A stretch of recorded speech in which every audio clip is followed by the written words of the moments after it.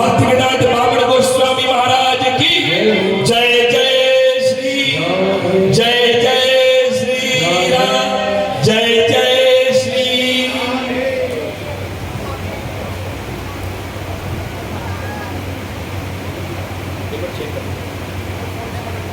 सही है।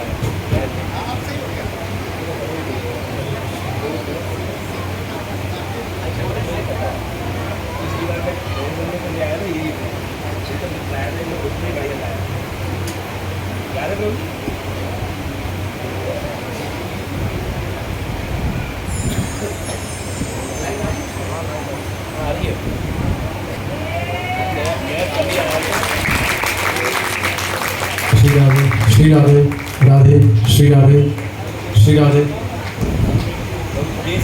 श्री राधे श्री राधे सत्सोर्मिलितं येन तस्मै श्री गुरुवे नमः। वाञ्छाकल्पतरुभ्यश्च कृपा सिन्धुभ्यैव च पतितानां पावनेभ्यो वैष्णवेभ्यो नमो नमः। हे कृष्णा करुणा सिंधु दीनबंधु जगत्पते गोपेश गोपिका कांत राधा कांत नमोस्तुते। सप्त कांचन गौरांगी राधे वृंदावनेश्वरी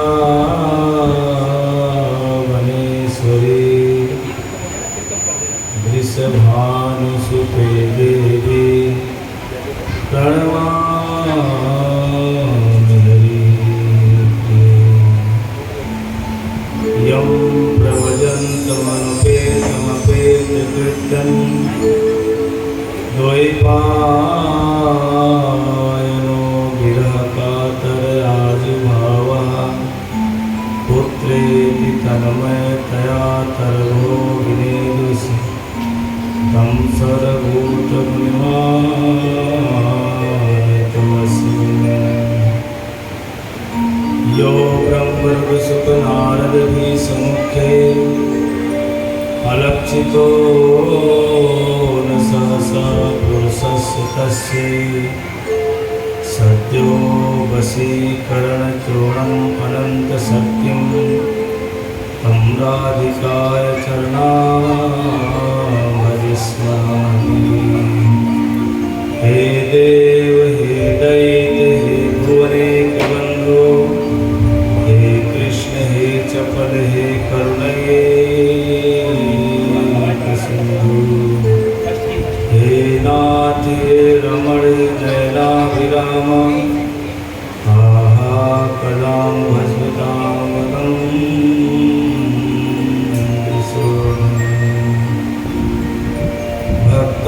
भक्ताविहीनाय अपराधलक्षे क्षिप्तस्य कामादितरङ्गमध्ये कृपामयि त्वां शरणं प्रपन्ना वृन्दे नमस्ते चरणारविन्दम्।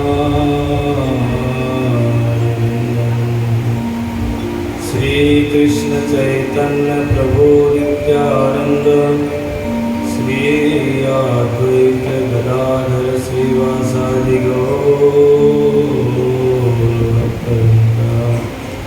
बोलो हरे कृष्णा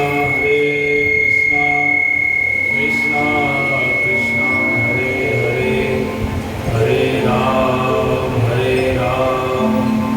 राम राम हरे हरे। बोलो हरे कृष्णा कृष्णा कृष्णा हरे हरे हरे राम राम राम हरे हरे। सर्वप्रथम अस्मदीय परम आराध्य गुरुपाद पद्म ओम विष्णुपाद अष्टोत्तर शत श्री श्रीमद्भक्तिवेदांत शिला माधव गोस्वामी महाराज जी के श्री अभय चरण सरोज में साष्टांग दंड अर्पण करता हूँ। मेरे शिक्षा गुरुदेव श्री परमेश्वरी प्रभु जी के श्री चरणों में श्रद्धा पुष्पांजलि अर्पण करता हूँ। परम गुरुदेव लीला विश्व विष्णुपाद अष्टोत्तर शत भक्तिदान श्री नारायण गोस्वामी महाराज एवं लीला विश्व भक्तिदान श्री बावन गोस्वामी महाराज समस्त प्रभुपाद पार्षद गुरुवर्ग गोस्वामी वर्ग सभी के चरणों में मेरा श्रद्धा पुष्पांजलि अर्पण करता हूँ। ऊपर से समस्त वैष्णवी माताएं बहनें सभी को मेरा यथार्थदंड प्रणाम स्वीकार, सभी का सादर अभिनंदन।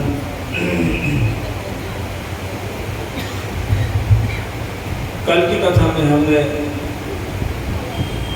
श्रवण किया 6 प्रश्नों को।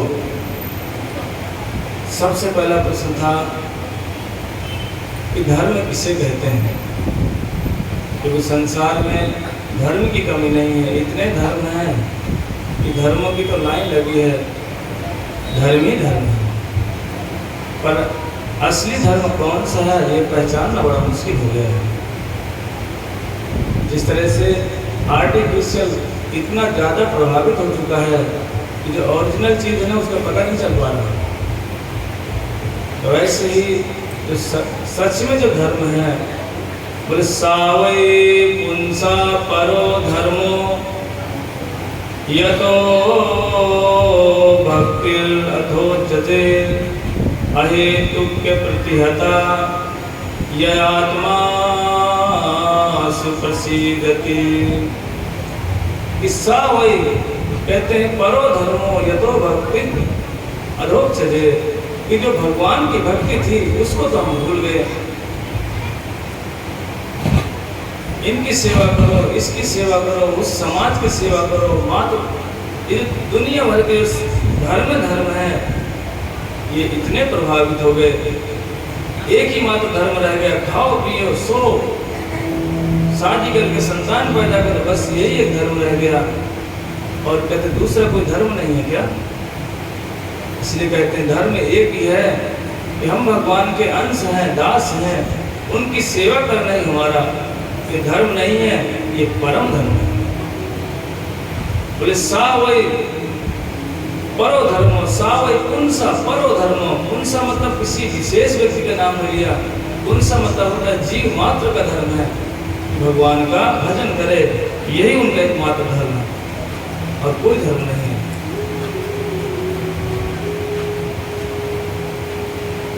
इसी प्रसंग में सूत गोस्वामी जी ने एक प्रश्न और किया, बोला प्रभु ये बताइए कि धर्मस्य ही अपवर्गस्य, कि कई लोग कहते हैं नहीं धन कमाओ यही धर्म है। सूत गोस्वामी जी कहते हैं नहीं ये धर्म नहीं है। धर्म तो उसे कहते हैं जो भगवान से प्रेम करे, वही सबसे बड़ा धर्म है। कहते हैं कि नहीं प्रेम तो सभी करते हैं, क्या समाज में प्रेम नहीं करते? सभी लोग प्रेम करते हैं, किसको? भगवान को। तो क्या सच में हम प्रेम करते हैं? बोले नहीं करते। जब हमारा कोई काम बनना बिगड़ रहा है तो हम मंदिर में जाएंगे, बोले हे ठाकुर जी हमारी ये इच्छाओं को पूरा करो, बोले हम तुमसे प्रेम करते हैं। 10-20 रुपए का प्रसाद लेकर के पहुंच जाएंगे सोमवार के दिन शिव जी के पास, बोले हे भोले बाबा ये हमारी इच्छा है, इसको पूरी कर दो। देखने में तो ऐसा लग रहा है जैसे मानो कितनी बड़ी भक्तवती लोग हैं, कितनी भक्ति है उनके अंदर। बोले सुबह होती मंदिर में आ जाती है, पुजारी भी नहीं जग पाता, उसके पहले दरवाजे में खड़ी हो जाती है। ऐसा लग कितनी भक्ति है, लेकिन क्या वो प्रेम है भगवान के प्रति? नहीं। क्यों? क्योंकि उसका एक ही मात्र उद्देश्य है अपनी इच्छाओं को पूरा करना। बोले भैया ये मामला ठीक नहीं है, ये प्रेम नहीं है, ये भक्ति नहीं है, इसको कहा गया है कपटता। बोले भक्ति क्या चीज है? बोले भक्ति वो चीज है जिस तरह से एक माँ अपने पुत्र से प्रेम करती है, कभी भी माँ अपने पुत्र से कोई इच्छा नहीं रखती, स्वाभाविक प्रेम जिसे बोलते हैं। बोले ये ऐसा प्रेम नहीं हो जाए, इसे कहा गया प्रेम। कभी माँ अपने पुत्र से सेवा करती, कभी कोई इच्छा नहीं रखती कि मेरा पुत्र बड़ा होगा, मुझे गाड़ी देगा, मुझे महल देगा, एसी रूम देगा, कभी कोई इच्छा नहीं करती, निस्वार्थ सेवा करती है। कौन? एक माँ अपने पुत्र की निस्वार्थ सेवा करती है, कभी कोई इच्छा नहीं उसे मानती, न रखती, अपेक्षा नहीं कोई रखती। ऐसा प्रेम यदि भगवान के प्रति हो जाए, उसे कहा गया है प्रेम। प्रेम की परिभाषा जाननी है तो हमारे श्री रूप गोस्वामी जी कहते हैं, अन्य अभिलाषा शून्यम ज्ञान कर्मादि अनावृतम आन को लेने कृष्ण अनुशीलम भक्ति उत्तमा। बोले भक्ति किसे कहते हैं? बोले ये तो रूप गोस्वामी जी बताते हैं, सभी अभिलाषाओं से शून्य हो जाए, कोई अभिलाषा ना हो, तब तो उसे कहते हैं भक्ति। और अगर हमारे हृदय में अभिलाषा ही अभिलाषा है तो भक्ति नहीं है। इसको बोला गया है विषय भोग विषय इत्यादि। इसी प्रसंग में श्री सूत गोस्वामी जी से सौनक आदि ऋषियों ने पूछा, बोले प्रभु जिस भागवतम को आप हमें सुना रहे हैं, ये भागवत किसने किसको सुनाया, कहाँ पर सुनाया, क्यों सुनाया, क्या कारण था? क्योंकि बिना कारण की कोई कार्य संपन्न नहीं होता। कहते हैं कारण था। बोले कौन सा कारण? कहते द्वापरे समनुप्राप्ते तृतीय युग पर्याये जाता पराशरा योगी व्यास कलया हरे। फिर द्वापर के अंत में पराशर ऋषि के पुत्र श्री वेद व्यास जी का संसार प्रकट हुए। जब प्रकट हुए तो क्या देखा जगत में? सब के सब लोग दुखी हैं, कोई व्यक्ति संसार में सुखी नहीं है। बोले मंदा सुमंद मतयो मत भाग्य उपद्रता। क्या देखा कि सब के सब जीव आपस में लड़ रहे हैं, पढ़ लिख करके एजुकेटेड तो हो गए, पर जो काम करना चाहिए था वो उस काम को नहीं कर रहे हैं, गलत काम कर रहे हैं। कहते हैं यदि व्यक्ति का भाग्य खराब हो, बुद्धि का तेज हो, तो उससे जीवन चल जाता है। और कहते हैं यदि बुद्धिहीन व्यक्ति हो, उसके अंदर बुद्धि ना हो, कहते उसका भाग्य ठीक हो, तो उस भाग्य के भरोसे उसका जीवन चल जाता है। और वेद व्यास जी कह रहे हैं कि संसार में जगत की अवस्था है, बोले बुद्धि भी नहीं है और भाग्य भी खराब है। मंदा सुमंद मतायो मत भाग्य उपद्रता। उपद्रव मचाते हैं, लड़ाई झगड़ा करते हैं, खान पान में कोई कंट्रोल नहीं है, शाम होते ही ड्रिंकिंग स्मोकिंग इत्यादि में लग जाते हैं, पी पी कर लड़ाई झगड़ा मचा लेते हैं, गलियों में चिल्लाते हैं। बोले ये मनुष्य की मनुष्यता नहीं है। बोले ये जब अवस्था सिला वेद व्यास ने देखा, सोच लगे मैं मनुष्यों के लिए क्या करूं। तब उन्होंने एक वेद के 4 भाग कर दिए। सोचने लगे वेदों की भाषा बड़ी जटिल है, कठिन है, कौन समझेगा। इसलिए उन्होंने सोच ले चलो इसको और कुछ उपाय करता हूँ। पंचम वेद लिख दिया। वो क्या था? महाभारत लिख दिए। सोचने लगे अभी भी मनुष्य समझ नहीं पाएंगे, इसलिए उन्होंने पुराणों की भी रचना कर दी। 17 पुराण लिख दिए। लिखने के बाद ही मन संतुष्ट नहीं हुआ, प्रसन्न नहीं हुए, बड़े दुखी बैठे थे। इतने में नारद जी का आगमन हो गया। और जैसे नारद जी आए, आते ही, क्योंकि नारद जी कौन है? बोले वेद व्यास जी के गुरु हैं। जैसे नारद जी आए, उन्होंने पूछा पुत्र कैसे दुखी हो, क्या कारण है? आपने तो सारे वेद वेदांत लिख दिए, फिर भी आपका मन प्रसन्न नहीं है, क्यों? अब जाकर वेद व्यास जी बोले यही तो मैं नहीं जान पा रहा कि मेरा मन क्यों दुखी है। मैं इतने सारे शास्त्रों को लिखने के बाद मेरा मन प्रसन्न नहीं है, और इसके पीछे कारण क्या है? बोले मैं नहीं समझ सकता, क्योंकि शिष्य के हृदय की भावना कौन समझता है?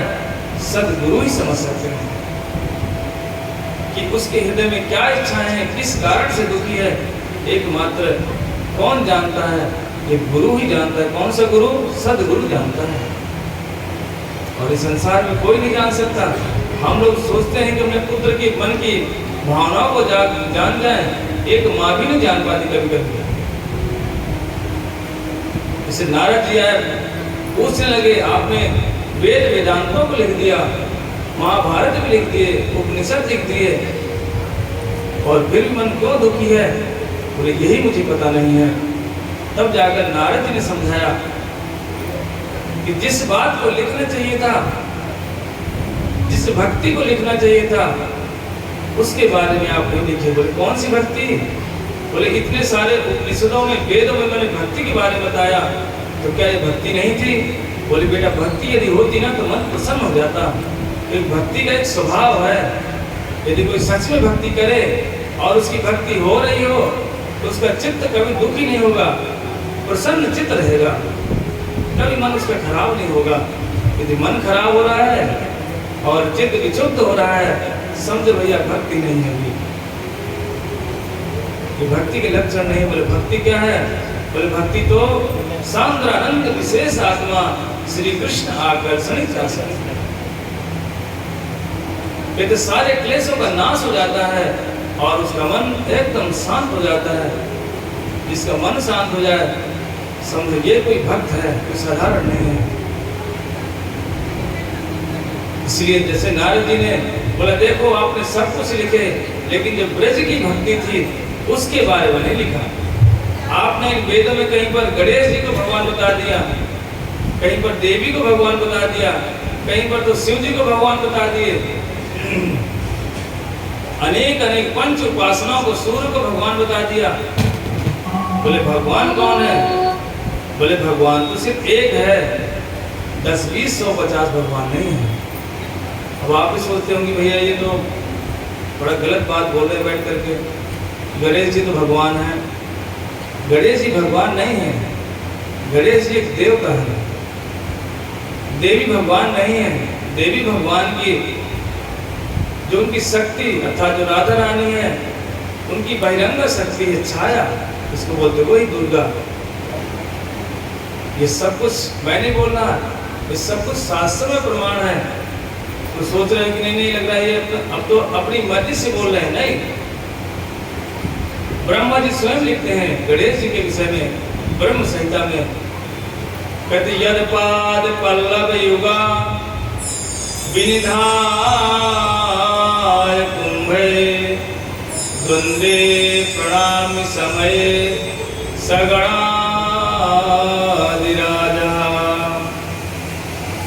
विघ्नान् विहन्तु मलमस्य जगत्त्रयस्य गोविंदम आदि पुरुषम तमहम भजामि। कहते जो गणेश जी संसार के विघ्न विनाशक करता कहाँ से बन गए? शक्ति कहाँ से लेके आए? ब्रह्मा जी कहते हैं देखो भैया मुझसे पहले कोई नहीं सब जगत में आया, मैं बताता हूँ। कहते हैं जो नरसिंह भगवान है इन्होंने अपने दोनों चरण विनिधाय कुंभा, कुंभ ऐसे कहते हैं। कहते हैं गणेश जी के दोनों कुंभ पर नरसिंह भगवान ने दोनों चरण रख दिए, जिसके कारण से जगत जो विघ्न विनाशक कर्ता बन गए। इसलिए गणेश जी के हाथ में एक माला होती है, वो ही माला ही करते हैं।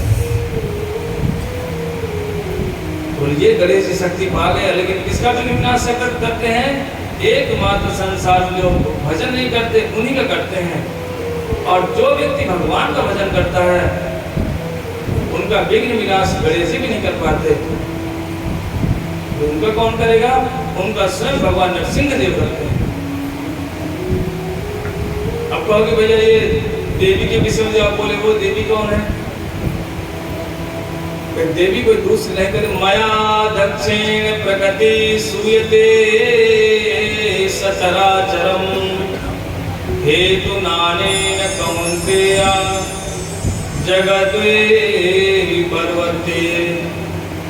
भगवान स्वयं भगवत गीता में कहते हैं मया दक्षिण प्रकृति, ये जो देवी है, जो अष्टभुजा वाली देवी है, ये मेरी अध्यक्षता में काम करती है, स्वयं भगवान कहते हैं। यहाँ तक कि कभी देवी भगवान के सामने प्रकट नहीं होती, लज्जित हो जाती है। विलज्जमान यश स्थातुम इच्छा पतय मोहिया विमोहिता विकदन्ते ममाहम इति दुर्धया। जब भगवान का भक्त कभी देवी देवता के पास पहुंचता है ना, वो देवी बैठ नहीं रहती, वो स्वयं झुक करके प्रणाम करती है। किसको? भक्तों को करती है। जो संसार के लोग जिस स्वर्ग को पाने के लिए प्रयास करते हैं, स्वर्ग में चले जाएंगे, देवी देवता कहते हैं नहीं भाई, भक्त का पद ही सर्वश्रेष्ठ है। स्वयं देवी देवता, यहाँ तक शिव जी भी कहते हैं, कहते पंच भौतिक देह है ये, मर्त लोक निवासी भगवत भक्ति रस का मादिशा में सदा। कहते हैं शिव जी कि मैं भी उस भक्त को प्रणाम करता हूँ जो भगवान का भजन करते हैं। कहते हैं कि मैं भी चाहता हूँ कि ये शरीर पाकर के मैं भगवान का भजन कर सकूं। इसलिए ये भक्ति की महिमा कितनी सर्वश्रेष्ठ है। देवी देवता भी जिनका भजन करते हैं, किनका? भक्तों का। इसलिए ये भक्ति कितनी सर्वश्रेष्ठ है। नारद जी ने जाकर जैसे ही वेदव्यास जी को समझाया और जाकर के नारद जी ने अपना पूर्व इतिहास सुनाने लगे, देखो मैं कौन था, और मैं भी दासी पुत्र था। ऐसा लग रहा है जैसे नारद जी अपनी महिमा सुनाना चाहते हो। कहते महिमा सुना किस लिए रहे हैं कि जो सामने वाला व्यक्ति है कम से कम समझ सके कि भक्ति कितनी सर्वश्रेष्ठ है। हम लोग प्राय संसार में कर्म कांड में लगे पड़े हैं।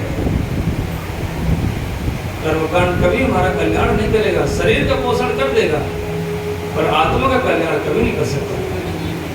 इसलिए यदि आत्म कल्याण चाहते हो तो हमें क्या करना चाहिए कि भगवान का भजन करना चाहिए। नारद जी ने बताया था तो मैं भी एक दासी पुत्र था, और दासी पुत्र होने के नाते बोले मेरी माँ सबके सासुओं के मंदिर में जाती, उनके घरों में जाकर झाड़ू पोछा करती, और मैं भी अपनी माँ के साथ ही रहता था। और जैसे मेरी माँ सेवा करती साधुओं की मंदिर में जाकर साधु कपड़े धोना, बोले मैं भी उनकी माँ के पीछे पीछे जाता, मैं भी माँ के साथ सफाई करता। ध्यान से सुनना क्योंकि ये साधु की महिमा है। हमें लगता है साधु संग करने से क्या फायदा है, यहाँ पर पता चल जाएगा क्या फायदा है। जैसे ही नारद जी बताने लगे, देखो वेदव्यास जी मैं भी दासी पुत्र था, मेरी माँ जहाँ साधुओं की सेवा करने जाती मैं भी जाता, मेरी माँ सब साधुओं के कपड़े धोती मैं भी धोता, और कभी कभी वो साधु लोग जब भगवान की आरती करते कथा सुनाते मेरी माँ भी सुनती बैठ करके, मैं भी पीछे बैठ करके सुनता रहता। बोले मैं कभी भी जीवन में बच्चों के साथ खेलने नहीं गया, गलियों में घूमा नहीं, मैं तो अपनी माँ के साथ ही रहता था। और जब माँ मेरी, जब वो साधु लोग प्रसाद पा लेते, मैं भी उनके, मेरी माँ क्या करती, उनके जूठे पत्तलों को खाती, जूठी प्रसादी खाती। बोले मेरी माँ जब खाती तो मैं भी साधुओं के जो जूठा प्रसाद बचता मैं भी उसको खा लेता। और बोले वेदव्यास जी जैसे जैसे मेरी माँ करती मैं उनके साथ साथ रहता। जब साधु लोग नाचते ठाकुर के मंदिर के सामने तो बोले मैं भी छोटा सा बच्चा था, 5 साल मेरी उम्र थी, मैं भी नाचता। और समय आने पर बोले साधु कहाँ से आए थे, क्योंकि चतुर्मास व्रत चल रहा था। 4 महीने साधु कहीं जाते नहीं, एक जगह टिक जाते हैं, रहते हैं जगह। और बोले समय आने पर मैं साधु को संग करते करते इतना उनके साथ रम गया कि मुझे भी लगने लगा मैं भी साधु बन जाऊं। लेकिन बीच में मेरी माँ, मैं अकेले माँ का पुत्र था। बोले एक दिन का समय आया, चतुर्मास पूरा हुआ, जब साधु चलने लगे तो मैं भी उनके साथ चल दिया। साधु ने कहा कहाँ जा रहे बेटा मेरे साथ? बोले गुरुजी मैं भी आपके साथ ही रहूंगा, मैं भी आपके साथ चलना चाहता हूँ। बोले क्यों? बोले ठीक नहीं है, आप चले जाओगे ना, इस संसार में तो आग लगी पड़ी है, कैसे जिएंगे, कैसे सोएंगे, कैसे खाएंगे, हमको ज्ञान नहीं है, इसलिए मैं आपके साथ चलना चाहता हूँ। लेकिन साधु ने कहा भाई देखो, चलने से पहले अपनी माँ से तक पूछ के आओ, क्या आपकी माँ चाहती है कि तुम साधु बन जाओ? नारद जी ने विचार किया किसकी माँ है जो चाहती मेरा पुत्र साधु बन जाए? कोई चाहता है अपनी संतान को साधु बनाना? पता कौन कौन चाहता है कि मेरा बेटा संतान मेरी साधु बन जाए? 2-4 लोग ही चाहेंगे बस। श्रावी बन जाएगा चलेगा, गलत काम करेगा तो भी चलेगा, लेकिन पुत्र साधु बन जाए, बोले ये बिल्कुल नहीं हो सकता। इतना मुश्किल काम है साधु बनना। इसलिए क्यों? क्योंकि संसार को छोड़ करके, ममता को छोड़ करके, माता पिता को छोड़ करके गुरु गृह में आकर के रहना और उस गुरु गृह को अपना समझना, उस गुरु को अपना माता पिता समझ कर रहना, ये साधारण बात नहीं है। इसलिए बोले नारद जी पूछ करके तो आओ। नारद जी ने सोचने लगा भैया माँ बोलने वाले तो नहीं है, पर मन मन में विचार करते रहते थे। जब साधु चले गए रोते रहते बैठ करके कि मेरी माँ एक बीच में है, यदि मेरी माँ मर जाती ना तो मैं साधु बन जाता। सोचो कितना ये सुनने में कितना अच्छा लगता है ना कि पुत्र कहे कि माँ तो जल्दी मर, मैं साधु बनूं। ये सुनने में अच्छा लगता है ना कि नहीं लगता? नहीं लगता होगा। इसीलिए कहते हैं कि एक दिन का ऐसा समय आया कि मेरी माँ गाय धोने के लिए जैसे दूध निकालने के लिए गाय के पास गई और रास्ते में उसको सांप ने काट लिया और मेरी माँ वहीं मर गई। नारद जी कहते हैं कि जैसे मैंने सुना कि मेरी माँ मर गई और मैं अंदर अंदर बड़ा प्रसन्न हुआ, नाचने भी लगा। ये कौन कह रहे हैं? नारद जी कह रहे हैं। नाचने लगा, हे भगवान बड़ी कृपा कर दी, एक माँ ही तो मेरे बीच में थी जो मुझे साधु के पास जाने से रोक लेती थी। अब तो मेरी माँ मर गई, अब तो मैं प्रसन्न होकर साधु का संग करूंगा, साधु बन जाऊंगा। इतना प्रसन्न हुए। लेकिन नारद जी को याद आया कि समाज है, अगर मैं नाचूंगा तो लोग पता मुझे क्या कहेंगे, तो कैसा पुत्र है, ये चाहता मेरी माँ मर जाए। बोले पुत्र तो नहीं है, कुपुत्र है लगता है। लेकिन नारद चुपचाप रहे और सब लोगों के सामने जाकर के रोने लगे, मेरी माँ मर गई। चुपचाप जाकर के माँ का दाह संस्कार किया और उत्तर दिशा की ओर चल दिए। जाते जाते रास्ते में कहते हैं कि सांपों का झुंड मिला जंगल में, डरे नहीं। बोले शेरों के झुंड में मैं बीच से निकल गया। शेरों को तो कुछ शेर उससे बोल ही नहीं रहे हैं। क्यों नहीं बोल रहे हैं? क्योंकि नारद जी शरीर में नहीं है, अब आत्मधर्म में प्रतिष्ठित होकर जा रहे हैं। कहते शेर कुत्ता कब खदेड़ते हैं? जब कोई व्यक्ति अपने शरीर में आसक्त होता है, तब कुत्ता शेर हमको उनसे भय लगता है, वो में खदेड़ते नहीं है। यदि सच में कोई अपने आत्मधर्म में प्रतिष्ठित हो जाए, भक्ति उसके हृदय में उदित हो जाए, फिर वो संसार का भय, लोक लज्जा का उसको याद नहीं रहता। क्या ये भक्ति के कारण से होता है। आज हमें भय लगता है, क्यों? क्योंकि हमारे हृदय में भक्ति नहीं है। यही कारण है। हमारे श्री भक्तिवंत बावन गोस्वामी महाराज जी थे, एक बार वो कहीं गुरुदेव के आदेश से, उनके गुरुदेव थे भक्ति पर ज्ञान केशव गोस्वामी महाराज, उनके आदेश से वो कहीं जा रहे थे रास्ते में। लेकिन जाते रास्ते में रात का समय था, जंगल था और उस जंगल में बहुत सारे शेर रहा करते थे। और उसी जंगल में बताते हैं एक साधु कुटी बना कर रहा करता था, झोपड़ी बना कर रहते थे। और जैसे शाम होती, उस साधु के झोपड़ी के आसपास बहुत सारे शेर आकर बैठ जाते और बाबा क्या करता, रात को अपना दरवाजा लॉक कर लेता। लेकिन दो पीछे से, एक पीछे तरफ खिड़की थी, बालकनी जो बनाते हैं, एक आगे की तरफ थी। लेकिन रात का समय था, बावन गोस्वामी महाराज जी के पैरों में खड़ाऊं थी और गुरुदेव का आदेश को आकर उस जंगल के रास्ते में रात में जा रहे थे। ये प्रत्यक्ष घटना है, ये कोई बनावटी कथा नहीं है। ये हमारे भगवान श्री बावन गोस्वामी महाराज हमारे गुरु जी के गुरुदेव हैं, जिनके बारे में आपको कथा सुना रहा हूँ।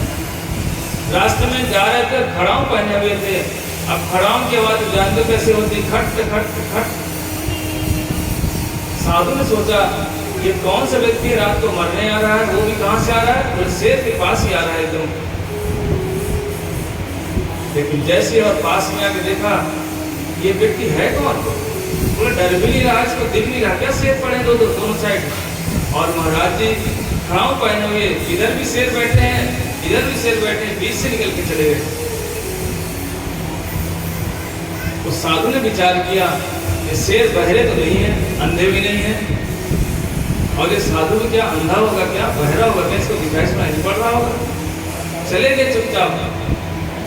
और जब दूसरे दिन लौट करके आए, फिर वही खड़ाऊं पहने हुए लौटे, तो खड़ाऊं की जैसे आवाज आई, वो साधु तुरंत बाहर निकला और हमारे भक्त बावन गोसाई महाराज को रोक लिया। बोले रुको महाराज रुको, कल रात में आप ही गए थे यहाँ से? बोले हाँ वही गया था। बोला आपने देखा नहीं यहाँ पर शेर पड़े हुए थे, आपको डर नहीं लगा?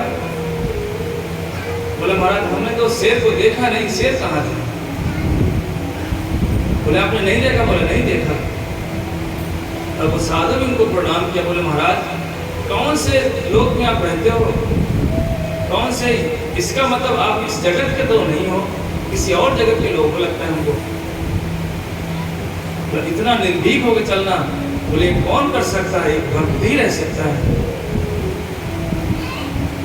कहते अजात शत्रु वहाँ शांता, इसका उसका कोई शत्रु नहीं होता, उसका कोई अपना कहने को मित्र भी नहीं होता, इसका एक भक्त का। जैसे नारद जी उतारे हैं, जैसे शेरों के झुंड से निकल के चले गए और जा करके एक उनको प्यास लगी, एक सरोवर मिला, वहां बैठ करके हाथ मुंह धो करके पानी पिए और जैसे बैठ करके ध्यान करने लगे। ध्यान करते करते उनको एकदम भगवान की एक झलक दिखलाई पड़ी। जैसे उस झलक को देखा, अब तो नारद जी और रोने लगे कि ठाकुर जी अभी सिर्फ पलक झपकते मुझे दिखाई दिए, कहाँ उजड़ हो गए, कहाँ गए आप?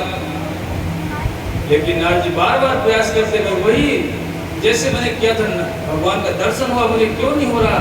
रोने लगे, जैसे रोने लगे तो भगवान की आकाशवाणी में बोले नारद रो मत, अब भगवान का भजन करो।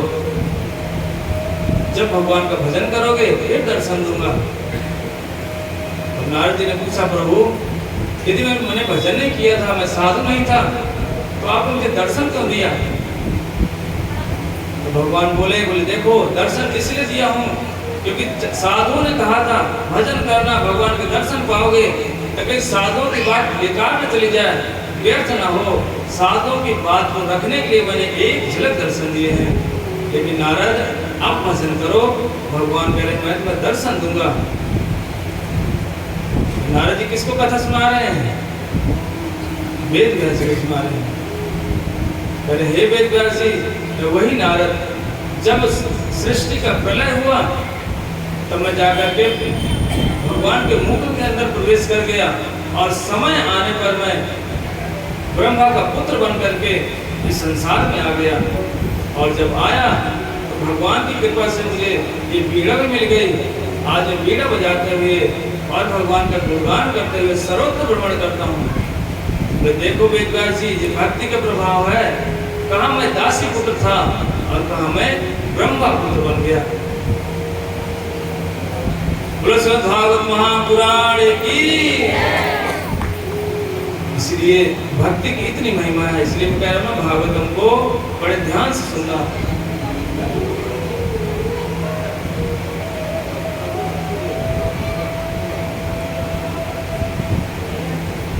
कहते ये भक्ति का प्रभाव है। इसलिए सबको एक ही बात में भगवान का कीर्तन नाम करने से ही इतना प्रभाव पड़ता है। बोले कौन सा नाम? बोलो हाथ उठा के बोलो हरे कृष्णा कृष्णा कृष्णा हरे हरे, हरे राम राम राम हरे हरे। नारद जी कहते मैंने यही वाला महामंत्र बोला था और देखो मैं कहां से कहां आ गया। इस तरह जैसे अपना पूर्व इतिहास नारद जी ने सुनाया, वेद व्यास जी तो समझ गए कि मैं कुछ भूल कर रहा था।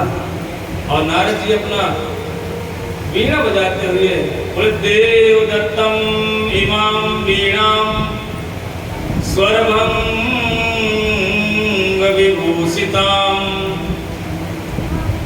नारद जी कह रहे हैं अपना वीणा बजाते हुए और वहां से प्रस्थान कर गए। अब तो वेद व्यास जी ने विचार किया, अभी तक मैंने जितने शास्त्रों को लिख रहा था मैं अपनी बुद्धि से लिख रहा था। बोला आज से अपनी बुद्धि को बंद करता हूँ, अब मैं भगवान का आश्रय लेकर के जो भी लिखूंगा भगवान की भक्ति करके लिखूंगा। तब जाकर नारद जी ने के आदेश अनुसार वेद व्यास जी ने बैठ करके भगवान का दर्शन किया।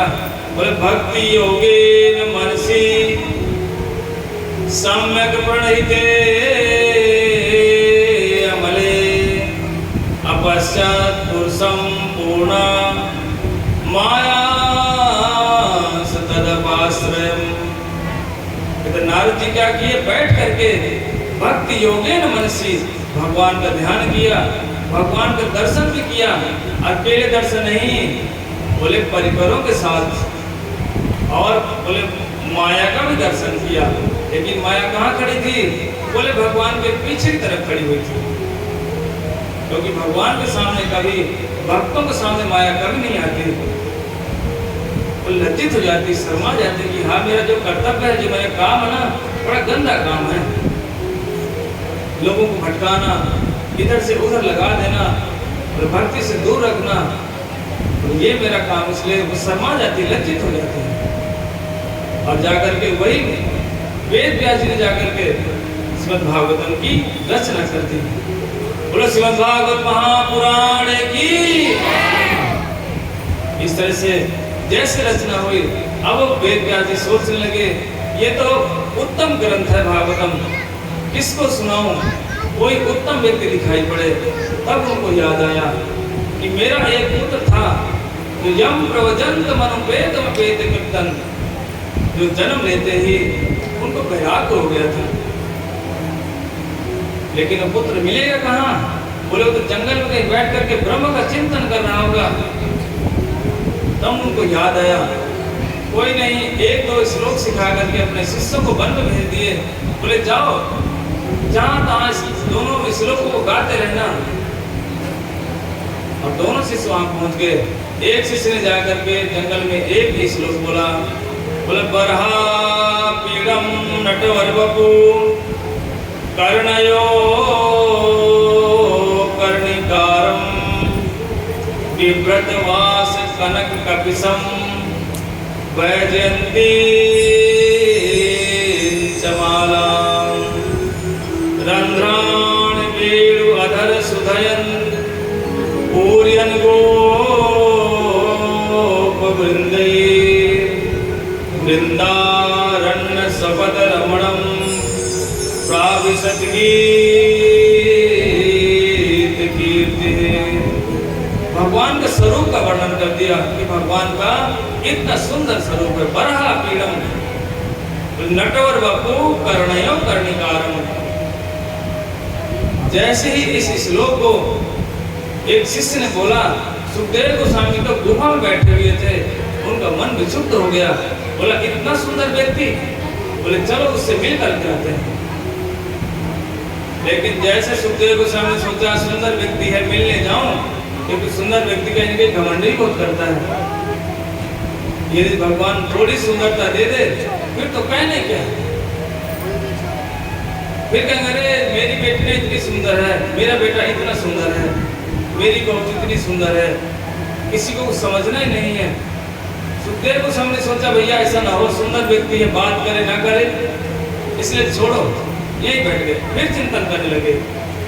तब तक एक दूसरा शिष्य दूसरा श्लोक बोलने लगा, अहो बकीयम स्तनकालकूटम जिघासया यदप साध्वी लेभे गतिदात उचितम ततो अन्य कामादयालो शरणम ब्रजेगा। बोले ऐसे जब गुणों का वर्णन किया कि पूतना जैसी राक्षसी भगवान को मारने के लिए आए, भगवान ने उसको भी मात्र उचित गति प्रदान कर दी। ये सुन करके तो सुखदेव गोस्वामी बोले महाराज ऐसा दर्शन यदि हो जाए तो हमको करा दो, चलो। जैसे लेकर के सुखदेव गोस्वामी के लेकर के वेद व्यास जी के पास आए, वेद व्यास जी बड़े प्रसन्न हो गए। बोलने लगे जिस पुत्र के लिए मैंने जाने कितना प्रयास नहीं किया, लेकिन मेरा पुत्र मेरी बात नहीं सुन रहा था। धन्य है श्रीमद् भागवतम, जिसके दो ही बात में श्लोक सुने और दो ही श्लोक को सुनकर के मेरा पुत्र मेरे पास आ गया। कैसा ठाकुर की लीला है, समझ गए। अभी तक जितना मैंने पंच उपासनाएं लिखी थी उनमें सर्वश्रेष्ठ कौन है, बोले भगवान ही सर्वश्रेष्ठ है। और इसी भागवतम को आगे जाकर के श्री सुखदेव गोस्वामी ने महाराज परीक्षित को सुनाया। जैसे महाराज परीक्षित को सुनाया, सौनक आदि ऋषियों ने पूछा, बोला गुरुदेव ये बताइए, सूत गोस्वामी कह रहे हैं कि देखो महाराज परीक्षित को सुनाया, सौनक जी ने प्रश्न कर लिया। सौनक पूछने लगे, बोले महाराज ये बताइए, महाराज परीक्षित तो राजा थे, बोले राजा को भागवतम सुनने की आवश्यकता पड़ गई, और सुखदेव गोस्वामी तो परम विरक्त हैं, वो तो बिल्कुल रुकने वाले नहीं हैं, वो बोला 7 दिन तक एक जगह बैठ के कथा कैसे सुना दिए। बोले ये बात हमारी समझ में नहीं, क्या कारण है? तब उसके कारण बता रहे हैं। महाभारत का युद्ध के बारे में बताया। यदे मृगे कौरव से जयानाम वीरास्तव वीर गतिम गतेषु वृकोदराविद गदा विमर्शम भगनो दंडे धृतराष्ट्रपुत्रे। बोले महाभारत में जब युद्ध हुआ उसमें सारे के सारे राजा मारे गए, लेकिन एकमात्र जिंदा कौन रहा? दुर्योधन। उसकी भी जंघा तोड़ दी भीम ने, और युद्ध स्थल में पड़ा हुआ है, चील कौवे आके नोच नोच के खा रहे हैं। लेकिन इतने में अश्वस्थामा आया। बोला दुर्योधन की अवस्था को देख करके अश्वस्थामा बड़ा दुखी हो गया, सोचने लगा, बोला हे दुर्योधन, हमने आपका राज देखा है, आपका वैभव भी देखा है, लेकिन आपकी ऐसी हालत किसने कर दी? तो दुर्योधन बोला देखो अश्वस्थामा, हमको संसार में किसी बात का दुख नहीं है, बोले एक ही बात का दुख है। बोले क्या है?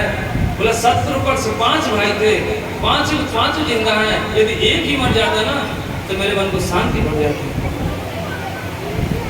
इसीलिए बोले कुछ भी करके एक भी शत्रु मेरा मर जाए, पांडवों के 5 भाई जिंदा है, एक भी पुत्र मर जाए, बोले मेरे मन को बड़ी खुशी मिल जाएगी, मेरा मन अच्छा हो जाएगा, आनंद में आ जाऊंगा मैं।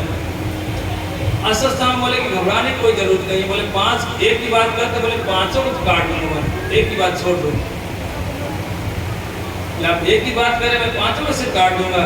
और जैसे ही अश्वस्थामा गया और 5 का सिर काट करके ले आया, क्योंकि जब पांडव लोग वीर गए, महाभारत में जीत लिए थे, तब कृष्ण स्वयं बोले आज हम जाकर के शिविर से बाहर कहीं जाकर के उत्सव मनाएंगे, विजय उत्सव मनाएंगे। लेकिन इधर क्या, वो 5 के शिविर में आकर उनके पुत्र सो गए, और अश्वस्थामा पहुंचा, 5 का सिर काट के ले आया। और जैसे ही पांडव लोग सुबह आए और द्रौपदी जैसे पास में देखा, मेरे पुत्र के सिर धड़ पड़ा हुआ है, सिर तो गायब है।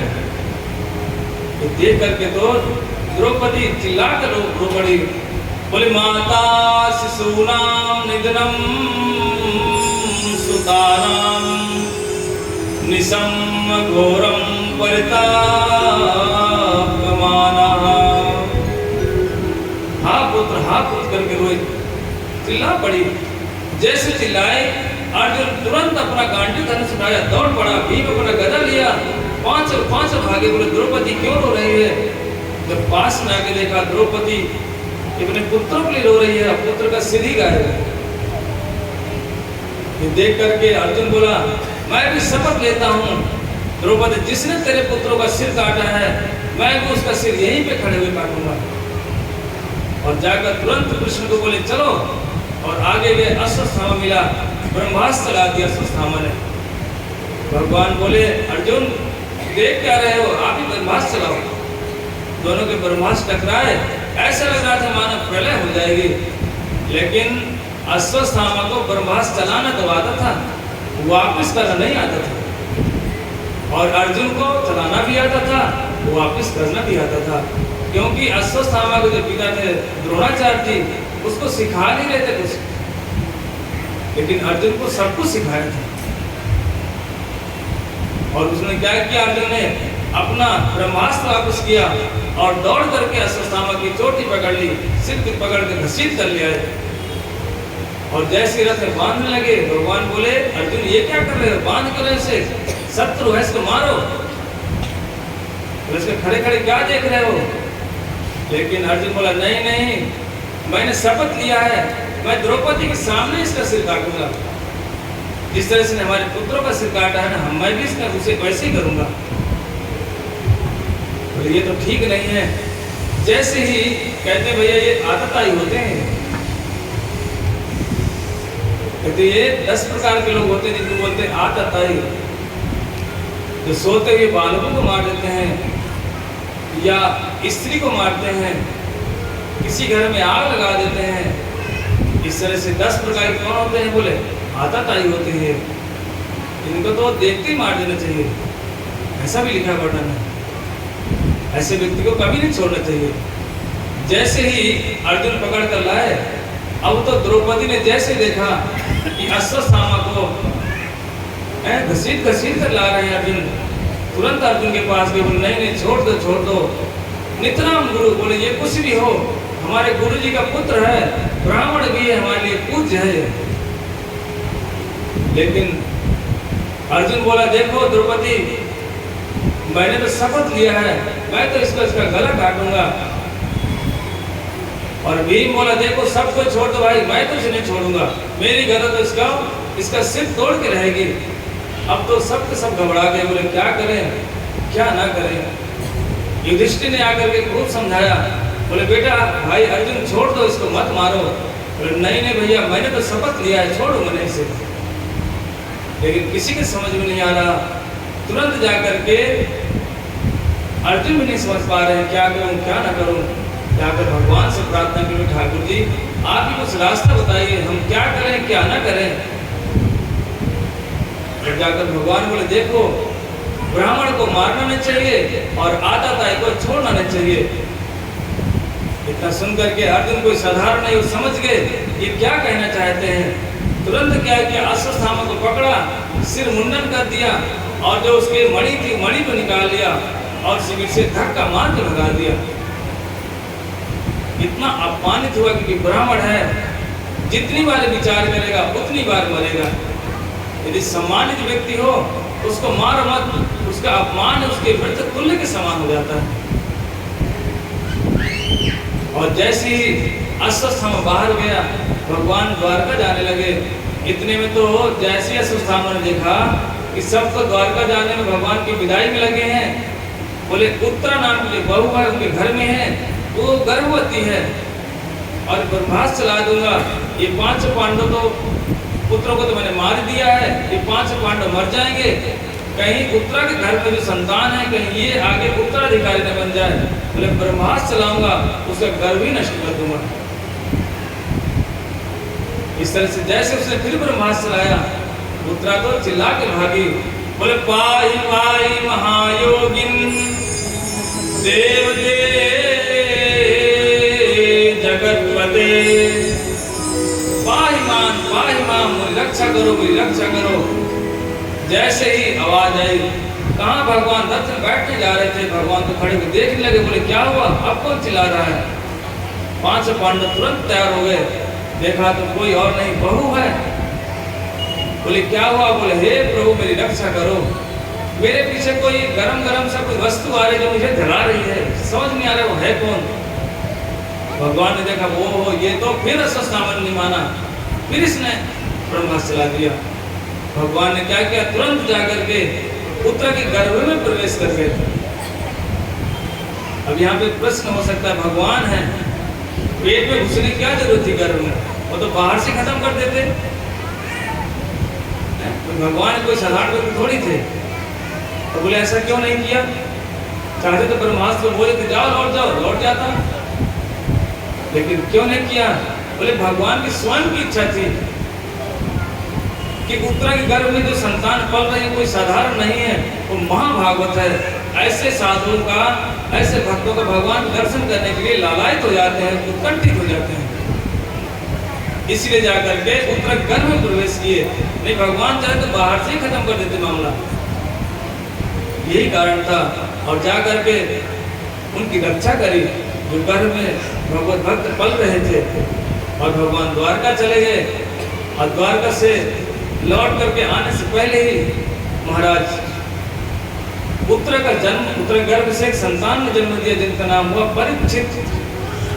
जो सब जगह परीक्षा करते। क्या परीक्षा करते कि जिनको मैंने गर्भ में दर्शन किया था चतुर्भुज, वो व्यक्ति कौन है? बोले ये है, नहीं है, ये है, बोले ये भी नहीं है। सब जगह लोग देखते रहते, इसलिए उनका नाम हो गया परीक्षित। और कुछ समय के बाद अर्जुन लौट करके आए और आकर के समाचार सुनाया कि भगवान इस धराधाम को छोड़ करके चले गए हैं। 5 पांडव बड़े दुखी हुए, वो भी जाकर के महाराज परीक्षित को राज सौंपा और वहां से वो भी भगवत धाम चले गए। श्रीमद् भागवत महापुराण की। इसीलिए अभी हम कथा सुनेंगे, ये कीर्तन हो जाए। और देखो भीड़ है यहाँ पर बढ़ रही है, सभी लोग अपना फोन पर्स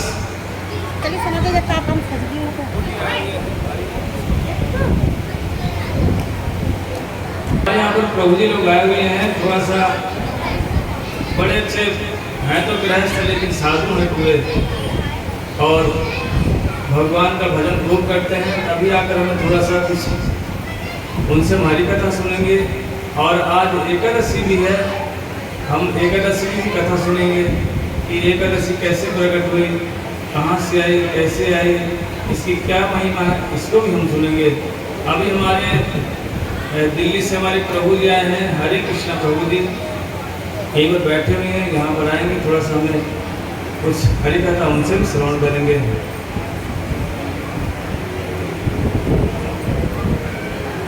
पुराण की। आज बावन भगवान प्रकट होंगे, सभी लोग इंतजार में बैठे हुए हैं। प्रभु जी ने हमें एकादशी की महिमा सुनाई, इसलिए हमें सबको एकादशी करना चाहिए। देखो आज एक सुबह एक माता जी ने आज के भंडारा के लिए पूरी व्यवस्था करके गई है। तो आज का जो भंडारा है एकादशी व्रत माला में कौन सी माता? हाँ ये देखो माता जी, देखो माला भी करती हैं, भगवान की सेवा भी कर रही हैं और आप लोगों सबको जाने की व्यवस्था भी समझिए ने किया है, इसलिए इनके लिए जोरदार ताली हो जाओ।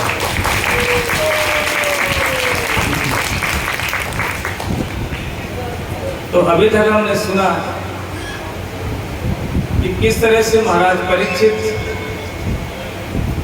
अपने, जब उनके पिता या उनके पूर्वज लोग जब उनको राज्यपाठ दे करके चले गए, इधर महाराज परीक्षित ने विचार किया, एक बार मैं सुन करके आता हूँ कि मेरे राज्य में मेरे पूर्वजों की क्या महिमा है।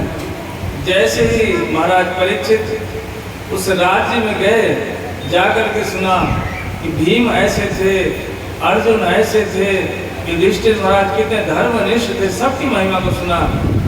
लेकिन अकस्मात जैसे ही राज्य के बाहर गए, जाकर के देखा कि एक गाय जो एक पैर में खड़ी है, धर्म को देखा बछड़े के रूप में, और क्या देखा कि एक काला व्यक्ति है जो उस गाय को पीट रहा है, मार रहा है, बैल खड़े खड़े रो रहा है। ये देख करके तो महाराज परीक्षित तो बड़ा गुस्से में आ गए, बोले कौन हो तुम, क्यों मार रहे हो गाय बछड़े को? बोला महाराज मैं कोई और नहीं, मैं कौन हूँ? बोला मैं कलयुग हूँ। बोले तू कलयुग है तो मेरे राज्य में क्यों आया? जा मेरे राज्य से बाहर निकल जा, मेरे राज्य में अधर्मियों के लिए कोई स्थान नहीं है, क्योंकि मैं किन का वंशज हूँ? बोले मैं भीम और अर्जुन का, युधिष्ठिर महाराज का वंशज हूँ, यहाँ अधर्म नहीं रह सकता, जाओ यहाँ से निकल जाओ, राज्य छोड़ दो। लेकिन वो कलयुग बोला, बोले महाराज पूरे पृथ्वी में आप राजा हैं और मैं कहाँ जाऊँ, मुझे कहीं रहने का स्थान दे दो। बोले तेरे अंदर गुण क्या है? बोले महाराज गुण तो नहीं है, अवगुण ही अवगुण है, पर मेरे अंदर एक गुण है। बोले कौन सा गुण है? बोले कलेर दोष निधे राजन अस्ति एको महान गुणः कीर्तना देव कृष्णस्य मुक्त संगम परम भजेत। बोले महाराज कलेर दोष निधे राजन, बोले हे महाराज परीक्षित मेरे अंदर तो दोष ही दोष हैं, लेकिन बोले कौन सा गुण है? बोले कृष्ण देव के, यदि कोई कृष्ण का कीर्तन मात कर दे कहते हैं वो मुक्त संग परम व्रजेत। कलयुग में तुम सब कुछ करो। देखो इस कलयुग में कोई ध्यान नहीं कर सकता। कोई सोचे नहीं वो ध्यान से भगवान को प्राप्त कर लेंगे, ध्यान नहीं कर सकते। कोई कहे नहीं नहीं ध्यान से नहीं हो सकता, तो हम यज्ञ से भगवान को प्राप्त करेंगे, तो यज्ञ से भी नहीं हो सकते। कोई कहे नहीं भगवान की सेवा करके प्राप्त करेंगे, भगवान की सेवा करके भी नहीं प्राप्त हो सकता। क्यों? बोले तृतीय अध्याय तो विष्णु त्रेतायाम यजतो मखई। बोले तृतीय अध्याय तो विष्णु, बोले सतयुग में ध्यान से भगवान मिलते थे। लेकिन अगर आज की डेट में जो ध्यान शिविर खुले हैं ना, जब वहां जाओगे ध्यान करने के लिए तो किसका ध्यान होता है? सबसे पहले अपने शत्रु का ध्यान होता है, फिर अपने पुत्र का ध्यान आता है, फिर पड़ोसी का ध्यान आता है, भगवान का ध्यान नहीं आता। कोई कहे नहीं हम ध्यान करके प्राप्त करेंगे, तो अपने घर में ध्यान करके देख लेना, आंख बंद कर लेना। आंख जैसे बंद करोगे ना, बस वही अपने परिजन दिखाई पड़ेंगे, पुत्र, पति, पिता, यही लोग दिखाई पड़ते हैं, शत्रु। लेकिन भगवान नहीं दिखाई पड़ते। क्यों? क्योंकि कलेर दोष निधे राजन। कलयुग में मन किसी का शुद्ध नहीं है, हर समय मन चिंतित रहता है। अब देखो यहाँ पर आप लोग बैठे हो तो मन आपका शांति से हो सकता है, लेकिन कई माताओं को यहाँ भी चिंता चल रही है। बोले भैया 8 बजे बंद होगी तो मैं जाऊँगी, फिर रोटी बनाऊँगी, फिर स्वामी जी आ जाएंगे ड्यूटी से तो उनको खिलाऊँगी, बच्चे को सुला दूँगी। बैठे कहाँ हैं पता नहीं, और कहाँ घर में रोटी बना रही बैठ कर। सोचो ऐसी अवस्था, कथा में बैठने पर भी हमारा मन नहीं लगता। ये क्या है? ये समझो हमारे हृदय में पाप की संख्या अधिक है। जिसका मन कथाओं में सुनने में नहीं लग रहा है, यहाँ बैठे हैं, कब जाएं, समझो ये पाप का कारण है। इसीलिए बोले पाप कैसे नष्ट होंगे? पाप तो यही कथाओं को सुन करके नष्ट हो जाएंगे, जब ध्यान से सुनेंगे तब। इसीलिए कहने लगे देखो सतयुग का ध्यान था, सतयुग भगवान ध्यान से मिलते थे। बोले और दूसरा कारण यजतो मखई। मखई मतलब होता है यज्ञ। बोले कि सत्य के बाद कौन सा युग आता है? कोई बता सकता है? सतयुग के बाद कौन सा युग आता है? कौन सा? जोर से बोलो। द्वापर आता है। 2-4 लोग बोल रहे हैं कि त्रेता आता है, कई लोग बोले द्वापर आता है। ये भी नहीं पता, बताओ कैसे काम चलेगा? राम जी कौन से युग में आए हैं? पीछे वाले कह रहे हैं हमें तो बोलने नहीं है, चाहे कुछ भी कहो। कौन से युग में भगवान आए? त्रेता युग में आए। त्रेतायाम यजतो मखई। मखई मतलब होता है यज्ञ। बोले त्रेता युग में भगवान यज्ञ से मिलते थे। बोले द्वापरे परिचर्यायाम। बोले जब द्वापर युग आया तो कैसे भगवान मिलते थे? अर्चन के द्वारा मिलते थे। अब देखो त्रेता के युग में यज्ञ होता था, अब आज के युग में ना तो सामग्री शुद्ध है, अब भैया ना तो पंडित जी भी शुद्ध नहीं है। अब कहें तो कहें, क्या कहें तो समस्या ही समस्या है, ना कहें तो भी समस्या है। संसार में समझेगा कौन? पंडित जी महाराज ऐसे हैं कि बिना गुटखा खाए रह नहीं सकते। चलो गुटखा नहीं खाएंगे तो सूखती तो भी खा लेंगे, साइड में दबा लेंगे, और फिर मंत्र बोलेंगे। जब तक मुख शुद्ध नहीं होगा तब तक मंत्र उच्चारण करने पर मंत्र का देवता भी हमें अभिशाप देता है। कहता कैसा ये मनुष्य है, मुझे उच्चारण कर रहा है और मुंह में गंदगी भर के बोल रहा है। बोले भैया ऐसे ब्राह्मण से तो अच्छा कि ना ही यज्ञ करो तो ही ठीक है। तो तम्बाकू खाते हैं, गुटखा खाते हैं, बीड़ी फूकते हैं, गुड़गुड़ा पीते हैं और कहते हैं हम कौन हैं? बोले हम पंडित जी हैं। कौन साले पंडित जी? बोले मिश्रा जी हैं, हम दुबे जी हैं, हम चौबे जी हैं, वाजपेयी जी हैं, न जाने कौन कौन से मिश्र जी हैं, हम कानकुब्ज ब्राह्मण हैं, यानी कौन कौन से ब्राह्मण बोलते हैं। बोले भैया तुम कोई भी ब्राह्मण नहीं हो। बोले ब्राह्मण किसे कहा? बोले नामे भक्ता चतुर्वेदी मद्भक्ता स्वपचा प्रियः तस्मै देयं ततो ग्राह्यं सा च पूज्यं यथाह्यम्। ये मैं नहीं कह रहा, भगवान स्वयं कहते हैं ना मैं अभक्त चतुर्वेदी। बोले मुझे चारों वेदों को जानने वाला ब्राह्मण पसंद नहीं। बोले क्यों? यदि मेरा भक्त नहीं है तो। मद्भक्ता स्वपचः प्रियः, कहते जो मेरा भक्त है चाहे वो निम्न जाति का क्यों ना हो, भगवान कहते वो मुझे अधिक प्रिय है। और कहते वो निम्न जाति का व्यक्ति होने पर भी वही व्यक्ति दान लेने योग्य है और उसी को दान देना भी चाहिए। तस्मै देयं ततो ग्राह्यं सा च पूज्यं यथाह्यम्। और वही सबके लिए पूज्य है। ये कौन कह रहा है? ये भगवान स्वयं कह रहे हैं। रामचरितमानस में आपने सबरी जी का नाम सुना होगा। ब्राह्मण ने बड़े हुंकार से बोला हम ब्राह्मण हैं, और ये सबरी तो निम्न जाति की है, भगवान जब आएंगे तो हमारे पास आएंगे। लेकिन जब भगवान आए तो किसके पास गए? ब्राह्मण के पास ले गए, सबरी के पास जाकर के पहुंच गए। और उन ब्राह्मण ने जाकर शिकायत भी करी। बोले हे प्रभु राम, ये जब से ये भीलनी सबरी आई है ना, हमारा एक पुत्र था, इसने उसको स्पर्श किया, उसमें तो कीड़े पड़ गए, हम पानी भी नहीं पी पाते।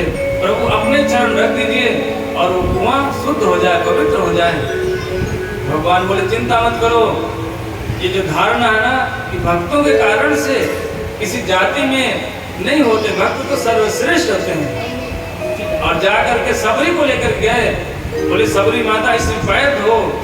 जैसे उसके पैर धोए, देखा जितने उस कीड़े थे सारे कीड़े मर गए और वो जल पवित्र हो गया। सारे ब्राह्मणों ने भी उस जल को पान किया, क्योंकि भगवान का आदेश है। सोचो, भक्ति कभी भी शरीर धर्म में नहीं होती है। भक्ति तो आत्म धर्म की बात है। शरीर में कोई भी निम्न जाति का हो या उच्च जाति का हो, बोले शरीर की महिमा नहीं है, भक्ति की महिमा है। बोले व्याधस्य आचरणम वयो विद्या गजेन्द्रस्य का उपजायाम किम नाम रूप अधिकम किम धनम सुदाम्नः। बोले व्याध का कौन सा आचरण था? बहेलिया था, पशुओं को मारता और खाता। लेकिन भगवान की कृपा, भक्तों ने कृपा कर दिया और वो सदा सर्वदा पूज्य बन गया। बोले उपजायाम किम नाम रूप अधिकम। बोले लोग कहते नहीं भक्ति कौन करेगा? बोले सुंदरवान व्यक्ति भजन कर सकता है। बोले कुब्जा कौन सुंदर थी? कुबड़ी थी। लेकिन भगवान उनको मिले। कोई कहे नहीं भैया धनवान व्यक्ति भजन करेगा, गरीब आदमी भजन नहीं करेगा। बोले सुदामनो किम धनम। बोले सुदामा के पास कौन सा धन था? भगवान की भक्ति किया, भगवान ने तीनों लोग दे दिया उसको। इसलिए भाई ये बड़ा मुश्किल है। बोले गुटखा छोड़ करके यज्ञ करना पंडित जी के लिए तो बड़ा मुश्किल काम है। यदि ऐसा बोल दोगे ना तो फिर भैया बड़ी समस्या खड़ी हो जाएगी। कि ऐसा ना हो शाम को 2-4 आ जाए फिर सेन में बोले क्या बोल रहे थे, तो क्या करे भाई, हम बोलते तो है लेकिन हमें कहीं ना कहीं कई जगह भागवत करने जा गए जगह, तो वहाँ के जो मूल पाठक थे उनके मुंह में गुटखा, माइक बोले तो भैया गुटखा खा के बोले। एक दिन ऐसे प्रसंग आया, हमने बोल दिया तो इधर उधर कई लोगों ने शिकायत भी किया कि हमको ऐसे बोल रहे हैं गुटखा खाने के लिए, जबकि ये कहीं भी शास्त्र में लिखा है। ब्राह्मण मतलब क्या होता है? ब्राह्मण एक समाज का गुरु होता है, साधु एक समाज का गुरु होता है, शिक्षक होता है। यदि शिक्षक ही उल्टा सीधा काम करे तो क्या समाज को शिक्षा देगा? क्या समाज से सीखेगा? कुछ सीख नहीं सकता। और गुटखा खा करके अपने तो दांत खराब कर ही लेते हैं और मंत्रों का उच्चारण और करते हैं। कहते धन्य तमाकू सुल्फा गांजा सूखा कूप उड़ायो रे, नेमन धारा मधुआ चाकन आयो रे, डर लागे अरु अजब जवाना आया रे। कहने में डर लगता है, क्या कहें, किसको क्या बोलें। इसीलिए भाई इस युग में हवन भी ठीक नहीं है। सामग्री देखो तो पता नहीं चलता कि रोड का कचरा है कि धूल मिट्टी भरी हुई, यही नहीं पता चलता। कभी कभी तो पूरी मिट्टी मिट्टी धूल धूल निकल आती है सामग्री में, और कभी कभी ऐसा लगता है जैसे कि फर्नीचर वाले के से कचरा उठा कर प्लास्टिक में बंद करके दे दिया, पूरा था जिसको बोलते हैं, पता नहीं चलता। घी भी देखो तो गर्मी का समय है, घी पिघल ही नहीं रहा है, सख्त हो गया। एक जगह हवन करने गया मैं, तो गर्मी के समय था, हवन कर रहा हूँ, वो घी पूरा पूरा कठोर हो गया, रखे रखे प्लेट में था उसमें। मैंने कहा भैया घी कैसा, गर्मी के समय पिघल ही नहीं रहा। थोड़ा सा आग में गर्म किया, फिर रखा, फिर वैसे हो गया। मैं कहा कौन से जानवर का घी है पता नहीं चल रहा, एक गाय का घी तो नहीं है, भैंस का घी तो नहीं है। तो भैया इसलिए कहते हैं कि त्रेतायाम यजतो मखई, बोले यज्ञ भी इस जमाने में नहीं हो सकता। और अर्चन, भगवान का जो हम अर्चन करते हैं उसके लिए शरीर का शुद्धिकरण होना बहुत जरूरी है, और शरीर हमारा इतना अपवित्र है कुछ पता नहीं चलता। कई लोग तो माताएं ऐसे हैं, सुबह उठेंगी, टॉयलेट जाएंगी, हाथ धोया दे रसोई बनाना शुरू कर देती हैं। अब बताओ ठाकुर जी उससे खाएंगे? ठाकुर को भोग लगेगा? नहीं लग सकता। ये भी जिसको ज्ञान ही नहीं है, कांड ज्ञान जिसको नहीं है कि भैया लेटरिन बाथरूम जा रहे हैं, सुबह का समय नहा धोकर रसोई बनाए, भगवान खाएंगे। क्योंकि अपवित्र अवस्था में बनाओगी तो उस पति का भी मूड खराब होगा, बुद्धि खराब होगी, बच्चे की बुद्धि खराब होगी। इसीलिए हमें सुबह जगो, नहाओ धो, नहा धोकर तिलक लगाओ, भगवान का नाम कीर्तन करते हुए रसोई बनाना शुरू करो, बनाकर रसोई भगवान को भोग लगाओ, फिर उस पति अपने पुत्र को खिलाओ, तभी उनकी बुद्धिमति ठीक होगी। नहीं तो भैया सारा मामला चौपट हो जाता है। इसलिए द्वापरे परिचर्यायाम, बोले द्वापर में युग में अर्चन के द्वारा भगवान मिलते थे, बोले वो अर्चन वाला सिस्टम तो है ही नहीं। इसलिए भगवान जानते थे कली बोले बोला प्रभु एक महान गुण है, बोले कृष्ण का कोई कीर्तन करे, अपवित्र अवस्था में भी करे, बिना नहाए भी करे, या उसका हृदय ठीक नहीं हो तो भी करे, बुखार है तो भी करे, बिस्तर में पड़ा तो भी करे, सब में कहता है कल्याण करने वाला है भगवान का नाम। कहते भगवान के नाम के लिए कोई विधि नहीं है। कई माताएं पूछती हैं, अरे भैया हम नाम ले लेंगी तो हमें बड़ा नियम में रहना पड़ेगा, और नियम में बोले हम रह नहीं सकते क्योंकि हमारी आदत बन गई बिना नियम के चलने की। नियम में तो कहीं ना कहीं रहते ही हो, लेकिन बोल देती हैं भगवान के लिए नियम से डर लगता है, और यदि कह दो कि घर में रहकर नियम से बाहर चले जाओ तो फिर नहीं जाएंगे। इसलिए भगवान स्वयं कहते हैं कि भगवान का नाम करने के लिए कोई नियम नहीं है। न देश नियमिस्तस्मिन् न काल नियमस्तथा नो उचिष्टादो निस्तो अस्ति श्री हरिनाम निलुब्धक। हरि भक्ति विलास में कहते हैं कि जो भगवान का नाम करने वाले ना देश नियमिस्तस्मिन्, किस रात में, कई लोग बोलते रात को भगवान का नाम करने की आदत, सो जाओ भाई भगवान को भी सोने दो। अरे नाम तो रात में ही होता है बढ़िया वाला, दिन में क्यों नहीं होता? दिन में बच्चे शोर मचाते हैं, टीवी चलती रहती है, गली में लोगों का शोर होता रहता है, तब नाम नहीं होता। इसलिए साधु क्या करते हैं, रात में जगते हैं, रात भर नाम करेंगे, दिन भर सोएंगे। या निशा सर्वभूतानाम, बोले जब भूतानाम जब भूत प्रेत सोते हैं, अब रात में कौन सोता है? भूत प्रेत सोते हैं रात में? रात में भूत प्रेत ही घूमते हैं। बोले मरे हुए भूत तो घूमते घूमते जिंदा वाले भी घूमना शुरू कर दिए। अब देखना शहरों में तो रात में ही घूम रही जोड़ियां, और वो कौन है? वो जिंदा भूत है। मरे वाले घूमते थे, मरे वाले कई बार विचार करते, कहते भैया हम तो मर गए, रात तो हमारा घूमने फिरने का स्थान, बोले दिन में जो जिंदा मन ये भी घूम रहे हैं, बोले ये भी हमारे भाई हैं। भूत प्रेत कहते ये हमारे भाई हैं, क्यों रात भर जाग रहे हैं, इसीलिए बोले फेसबुक के लिए, इंस्टाग्राम के लिए जागते हैं। बोले ये जाग रात भर जागते हैं, बोले कौन है? बोले ये भी दूसरे नंबर के भूत हैं, पहले नंबर तो हमारा ही है। पर अब क्या हो रहा है, अब वो जो मर गए भूत वो तो सेकंड हो गए, फर्स्ट में आ गए जीते वाले भूत। हम जीते जी रात भर जागते हैं, उल्टे सीधे काम करना, ये कौन है? बोले ये भी भूत है। इसलिए कहते हैं जब रात में साधु क्यों जगता है? तो रात में भगवान का भजन बढ़िया होता है। एक बार किसी ने एक महात्मा से पूछा, बोले बाबा वृंदावन की बात है, बोले महाराज 12 बजे जग जाते हो। किसी गृहस्थ व्यक्ति थे, गए थे वहाँ मंदिर में, तो वो जगह लाइट जला करके बैठ गए, अपना नहाए धोए तिलक किए और भगवान का नाम करने लगे। तो उसमें से एक व्यक्ति बोला, बोले बाबा ये रात को जग करके क्यों भगवान का नाम करते हो? ये तो दिन में कर लेना चाहिए ना, और जब दिन में तुम जगने का हमारा समय होता तब आप सो जाते हो। बोले उल्टा साधु काम क्यों करते हैं? तो बोले बेटा तुझे पता नहीं है, बोले रात में भगवान के नाम की मंडी लगती है। बोले ये कौन सी मंडी है? बोले रात में जब सब कोई सो जाता है तो 12 बजे के बाद 1-2 बजे से भगवान नाम की मंडी खुल जाती है। बोले जिसको जितना लूटना है मंडी से लूटो, और जहाँ 5-6 बजता है तो बोले फिर जो माल होता है ना, जो जैसे मंडी लगती है ना, तो सुबह सुबह मंडी में जाओ तो हरी हरी सब्जी, बढ़िया बढ़िया सब्जी मिल जाएंगी, और वही 8-9 बजे जाओगे तो जो सड़ जाता है माल तो फेंक के चले जाते हैं।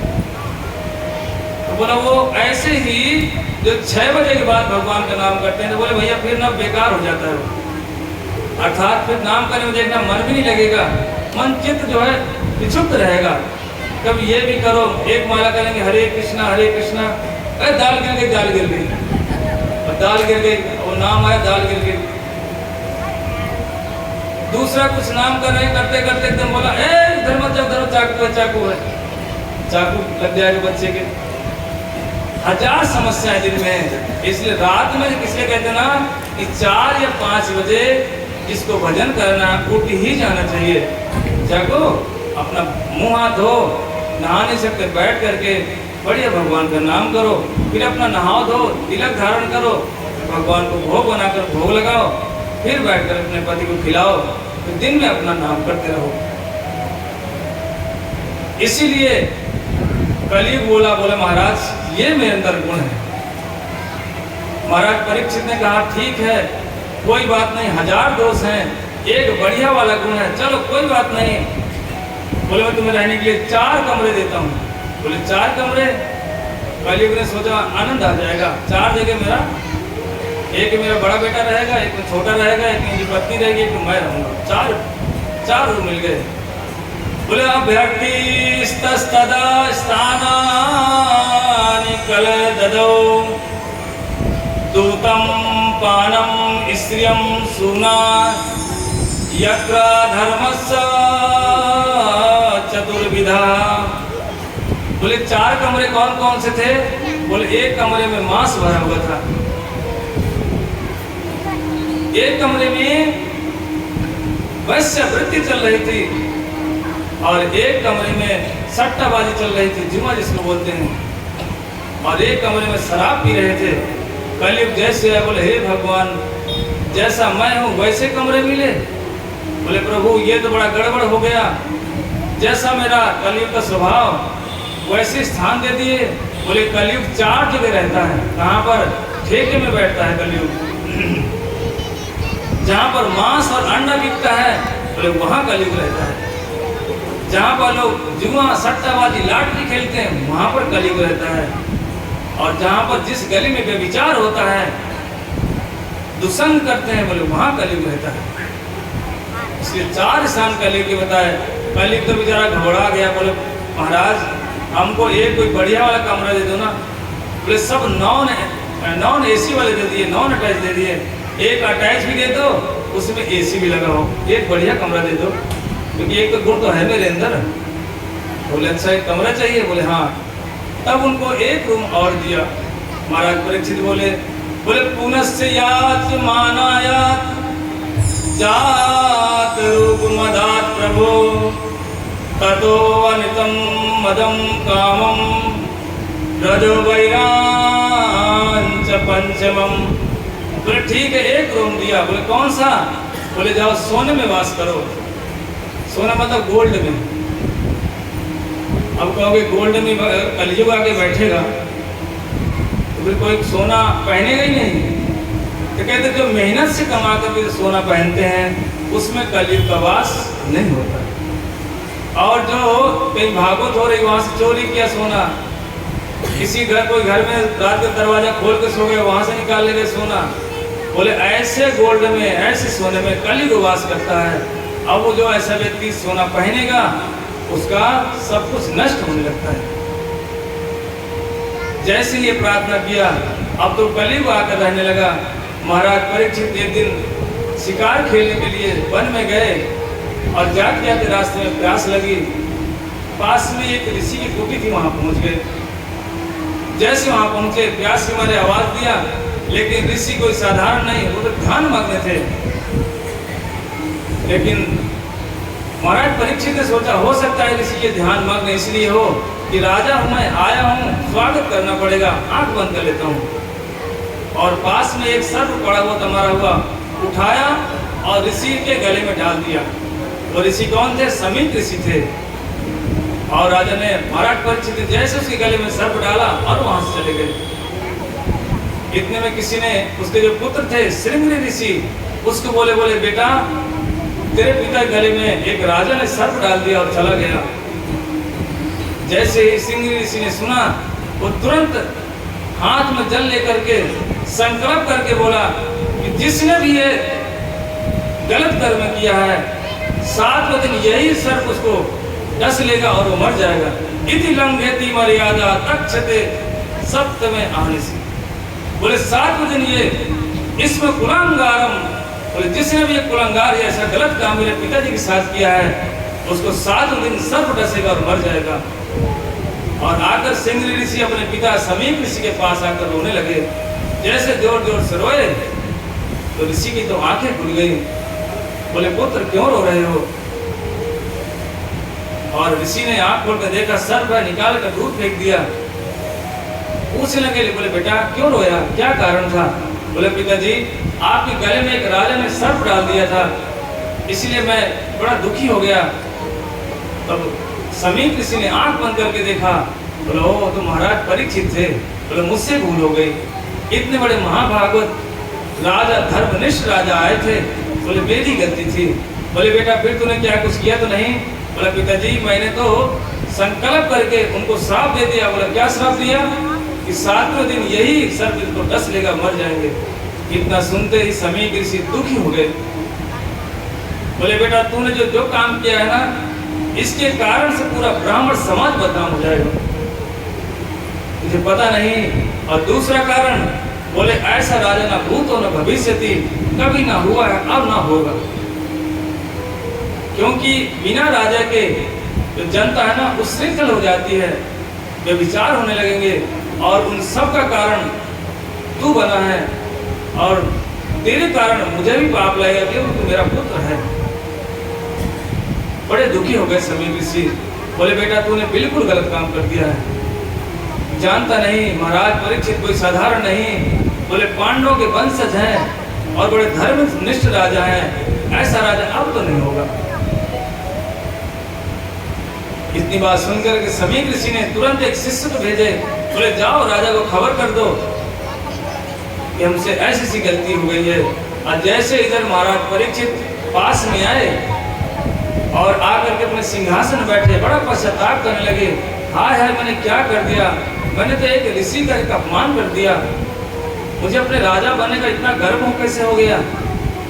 अब इसमें ही कई लोग बोलते हैं, कहते हैं कि राजा ने सोने में रहने के लिए स्थान दिया था किसको? कलयुग को।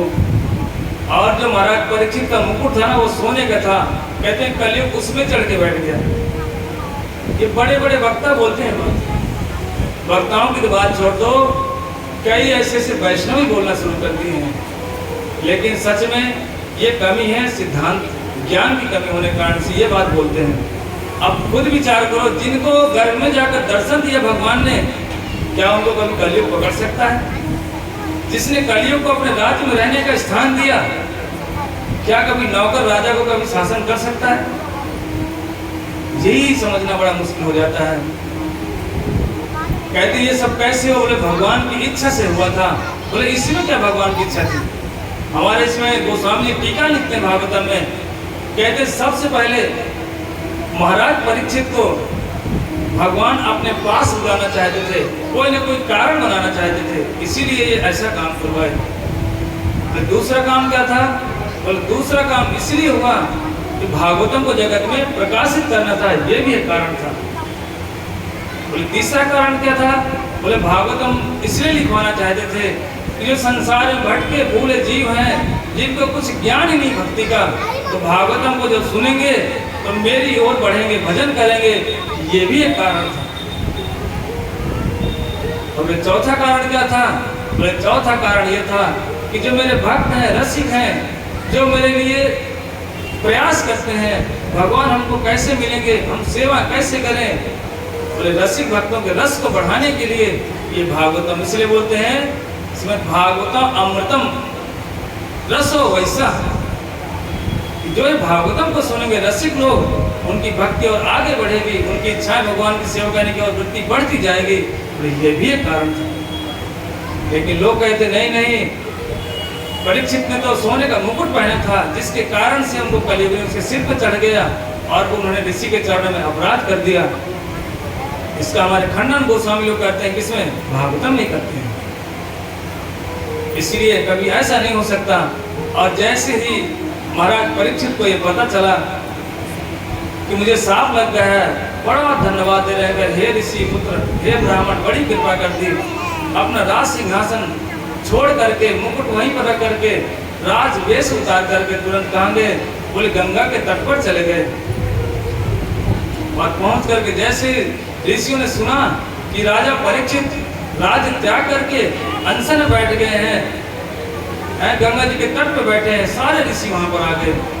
कर्मी ऋषि, ज्ञानी ऋषि, योगी ऋषि, कुछ भक्त ऋषि भी आ गए।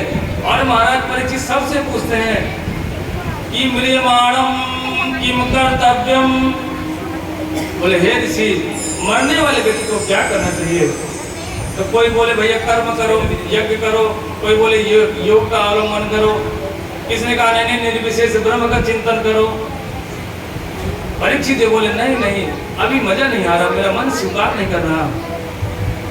लेकिन इतने में ही 16 साल के नंगे धड़ंग रहने वाले इसलिए सुखदेव गोस्वामी जिस रास्ते से निकलते स्त्रियां देख करके उनसे मुक्त हो जाती। बच्चे तो पत्थर उठा उठा के मारते, बोले नंगा बाबा आ गया, नंगा बाबा आ गया, क्योंकि कैसे थे वो? नंगे धड़ंगी थे, 16 साल के थे। और जैसे ही घूमते घूमते उस सभा में पहुंचे, सारे ऋषियों ने खड़े होकर उनको प्रणाम किया। परीक्षित ही सोचने लगे, बोले देखने में तो छोटा है, कपड़े भी नहीं है, दाढ़ी भी लंबी नहीं है, और बड़े लंबे लंबे दाढ़ी वाले भी इसे प्रणाम कर रहे हैं, इसका मतलब कोई व्यक्ति साधारण तो नहीं है। तब राजा परीक्षित भी खड़े होकर उनको प्रणाम किया। बोले वो कौन थे? बोले वही श्री सुखदेव गोस्वामी थे। बोले तत्र भगवत भगवान व्यास पुत्रो यदृच्छया गामट मानो अनपेक्षा अलक्ष्य निंदो निजलाभितुष्टो मृतस्य बाले अवधूत वेशः। अवधूत वेश है, जिनका वेश कैसा है? निर्वस्त्र वेश, इसे कहते हैं अवधूत वेश। वहां पर पहुंचे, उनका बड़ा स्वागत सत्कार किया सभी ऋषियों ने। और आज जो है इस तरह से भगवान की अनेक अनेक लीलाएं हुई हैं। आज भगवान पावन भगवान का आविर्भाव है, प्रकट दिवस है। अभी कीर्तन हम सुनेंगे, कीर्तन के बाद फिर भगवान पावन भगवान आएंगे। हाँ सभी लोग, हाँ कीर्तन के बाद इसलिए कीर्तन होगा। और ये ध्यान देना सभी लोग, पावन भगवान सबके पास आएंगे, बैठ करके उनका दर्शन करना सभी लोग। वो आपके द्वार पर आएंगे, सबके पास सबसे मिलेंगे। और देखो भगवान जब दरवाजे में आए तो कभी देने में पीछे नहीं हटना चाहिए। इसलिए अब ये कीर्तन सुनकर फिर उनकी कथा सुनेंगे। और कल देखो ध्यान देना, कल कृष्ण का जन्मदिन है। कल क्या है? कृष्ण जन्मदिन है। इसीलिए कल सभी लोग अपने अपने घर से बिस्किट और चॉकलेट जिसके जो हो सके सब लोग लेकर के आना। किसके लिए? मेरे लिए नहीं, किसके लिए? कृष्ण के लिए। और सभी लोग कल तैयार होकर के आना, पीले पीले कपड़े पहन के आना, क्योंकि यशोदा मैया को बधाई भी देनी है। इसलिए सभी लोग तैयार होकर आना और कोई सोना चांदी पहन के नहीं आना, सब ऐसे आना नॉर्मल। चोरी हो जाए बाद में कहो कि चोरी हो गया। इसलिए अभी कीर्तन सुनेंगे, फिर कौन भगवान आएंगे। हरे कृष्ण।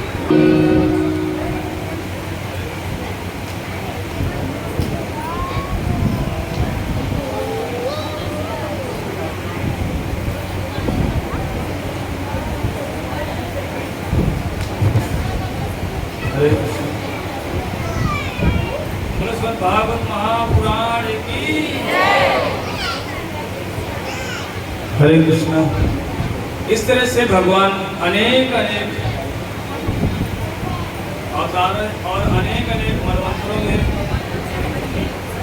भगवान का आगमन होता है। हरे कृष्ण। और भगवान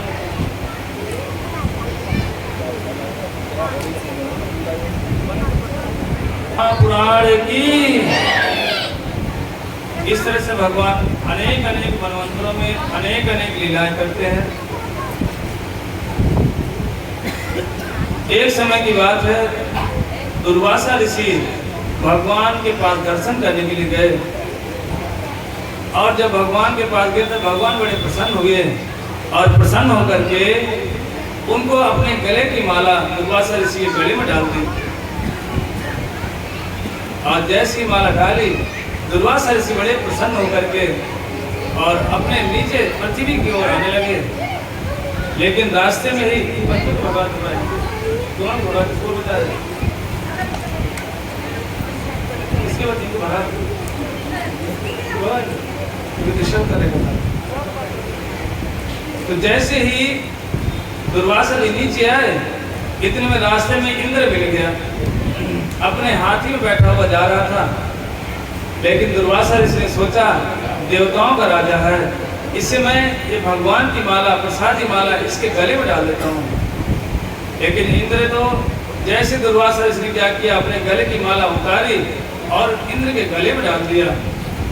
अब जैसे गले में डाला, इंद्र तो कहते नहीं मदमस्त था पूरा, उससे होश ही नहीं था।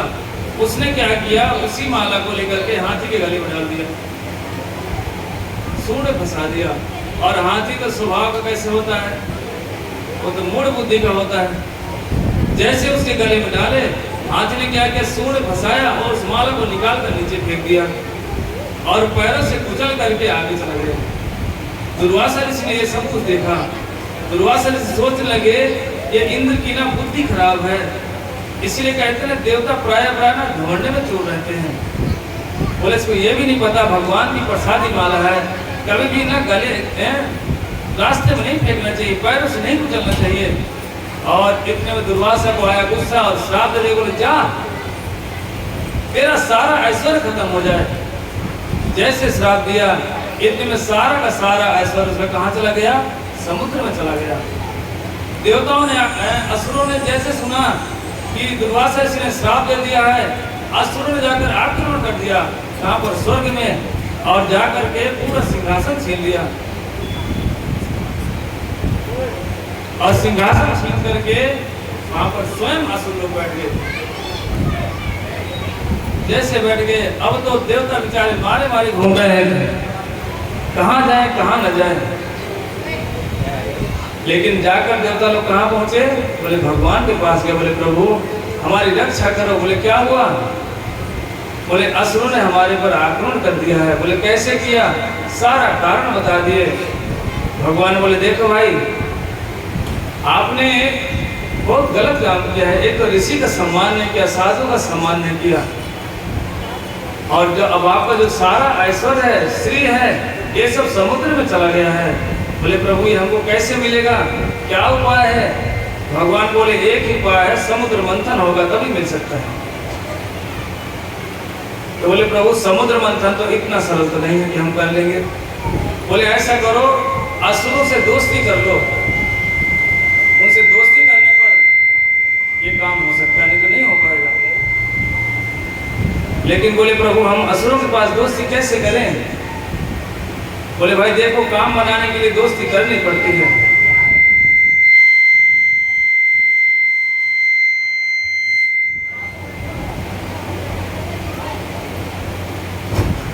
हरे कृष्ण।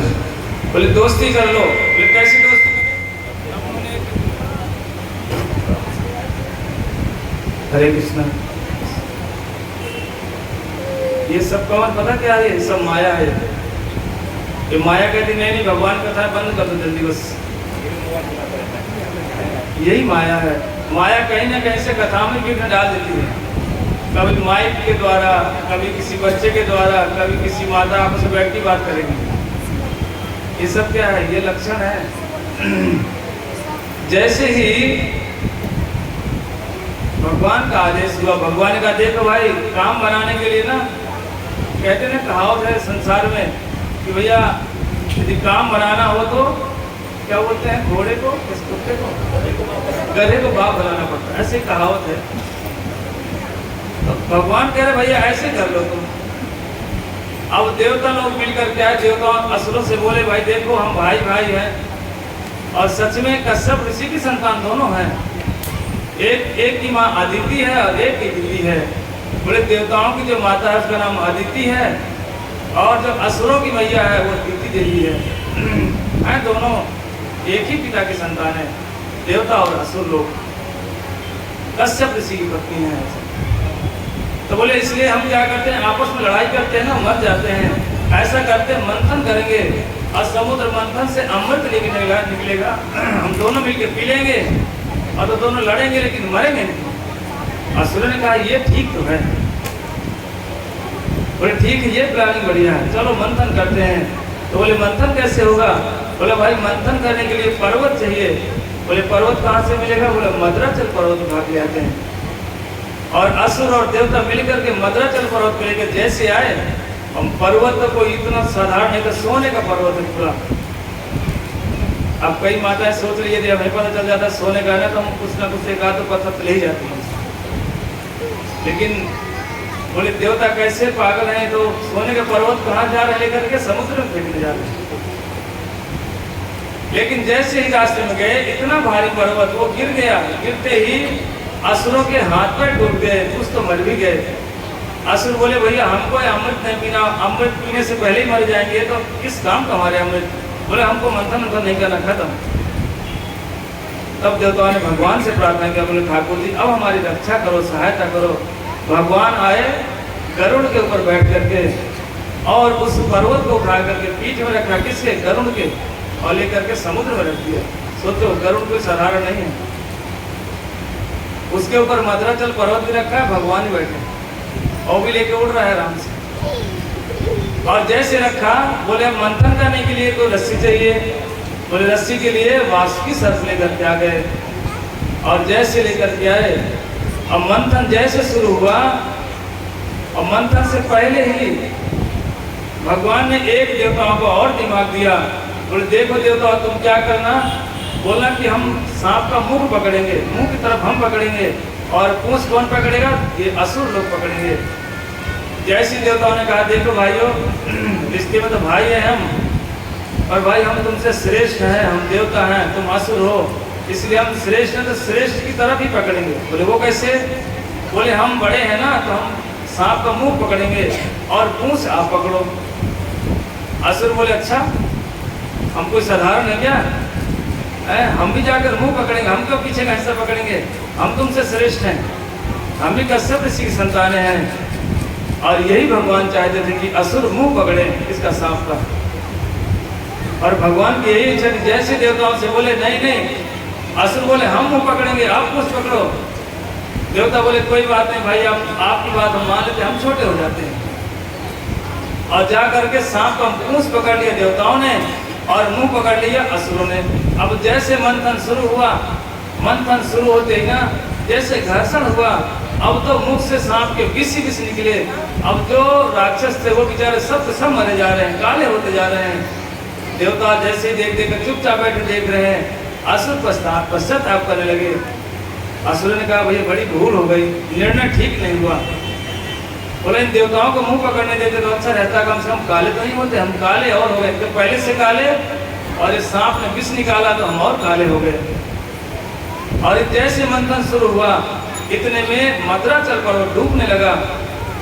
पर्वत ही डूब जाएगा तो मंथन कैसे होगा, इसलिए भगवान को फिर याद किए। भगवान आकर के नीचे कश्यप रूप धारण कर लिए और उस पर्वत को ऊपर उठा लिया। बोल कश्यप भगवान की।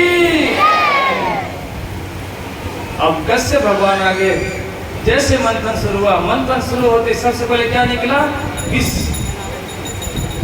बोलिए विष तो निकला पहले। कहते हैं जब साधक कोई साधन करता है, साधन जब करता है ना, उसके मन में सबसे पहले काम क्रोध लोभ रूपी विष निकलना शुरू हो जाता है। यही कारण था कि जब मंथन शुरू हुआ सबसे पहले विष निकला। अब जैसे विष निकला देवता भी भागे छोड़ करके और असुर भी भाग गए। देवताओं ने जाकर भगवान से प्रार्थना किया कि प्रभु ये विष निकला हुआ है, हलाहल विष, इसको कौन पिएगा, प्रभु रक्षा करो। लेकिन भगवान बोले चिंता मत करो, जाओ मेरा एक भक्त है शिव, उससे बोलो, वो तुम्हारी रक्षा करेगा, सहायता करेगा। भोले बाबा के पास गए, बोले देव देव महादेव भूत भावन आत्मनः, बोले हे प्रभु हमारी रक्षा करो। जैसे सुना भगवान का आदेश हुआ है, भोले बाबा तुरंत गए और उस विष को खाया, पी लिया। जैसे पिया उनको याद आ गया मेरे हृदय में तो राधा गोविंद बैठे हुए हैं, ये विष कहीं अंदर चला जाएगा तो मेरे प्रभु का अनिष्ट न हो जाए, फिर उनके शरीर में न लग जाए। इसलिए भोले बाबा ने क्या किया, गले में धारण कर दिया। लेकिन जैसे गले में धारण किए भगवान ने उनका एक नामकरण कर दिया। और क्या नाम रखा, बोला नीलकंठ महादेव। बोला नीलकंठ महादेव की। यही भगवान की महिमा है। भगवान अपने भक्तों का नाम बढ़ाते हैं और भक्त भगवान की महिमा को बढ़ाते हैं। फिर मंथन शुरू हुआ। मंथन जैसे शुरू हुआ तो उससे कामधेनु गाय निकली जो ऋषियों को दे दिया। ऐरावत हाथी निकला, इंद्र ले गया। घोड़े निकले, वो भी चला गया। अप्सराएं निकली, वो भी स्वर्ग लोक में गई। लक्ष्मी जी प्रकट हो गई। अब लक्ष्मी के लिए सब ललायत हो गए। असुर सोते बोले भैया बड़ी सुंदर लड़की मिली, हमारी शादी हो जाती ना तो मजा आ जाता। होता है काला व्यक्ति प्रायः होता है, हमको कोई ठीक ठाक मिल जाए तो भैया थोड़ा समाज में हमारी एक वो महिमा बन जाएगी। लेकिन जैसे ही सोचने लगे, लेकिन लक्ष्मी कोई वो लड़की कोई साधारण नहीं, वो भगवान की अर्धांगिनी है, लक्ष्मी है। वो जाकर के भगवान नारायण के पास जाकर उनसे विवाह कर लिया। इसके बाद जाके निकला क्या, अमृत कलश। अब जैसे अमृत निकला और जैसे असुरों ने देखा ये अमृत कलश है, लेकर के भाग गए। अब जब भाग गए देवता फिर खड़े खड़े देखते रह गए। बोले प्रभु असुरों ने तो जाके अमृत कलश पूरा लेके चले गए। भगवान बोले चिंता मत करो, अमृत कलश भी मेरे बिना इच्छा के कोई अमृत पान नहीं कर सकता, जब तक मैं नहीं चाहूंगा तब तक। भगवान ने तुरंत एक रूप बनाया, क्या, मोहिनी का रूप। बोले मोहिनी भगवान की। और मोहिनी भगवान क्या किया, मोहिनी का रूप बनाया। एक फूल लिया और कभी हंसे, लड़की का रूप है ना, कभी हंसती है, कभी फूल को घुमाती। जैसे ही बीच में असुरों के पास पहुंचे, असुर आपस में लड़ाई कर रहे थे, पहले मैं पीऊंगा, पहले मैं पीऊंगा। लेकिन जैसे ही वो सुंदर लड़की को देखे असुर सोचने लगे, बोले भैया अमृत पी करके मैं इससे शादी कर लूंगा। और बोले ऐसा करो, जैसे उस लड़की को देखा एक असुर बोला ऐसा करो, ये घड़ा जो ना इसको दे दो, ये जिसको पिला देगी ये उस पर निर्भर है। लेकिन लड़की को हाथ में कलश दे दिया।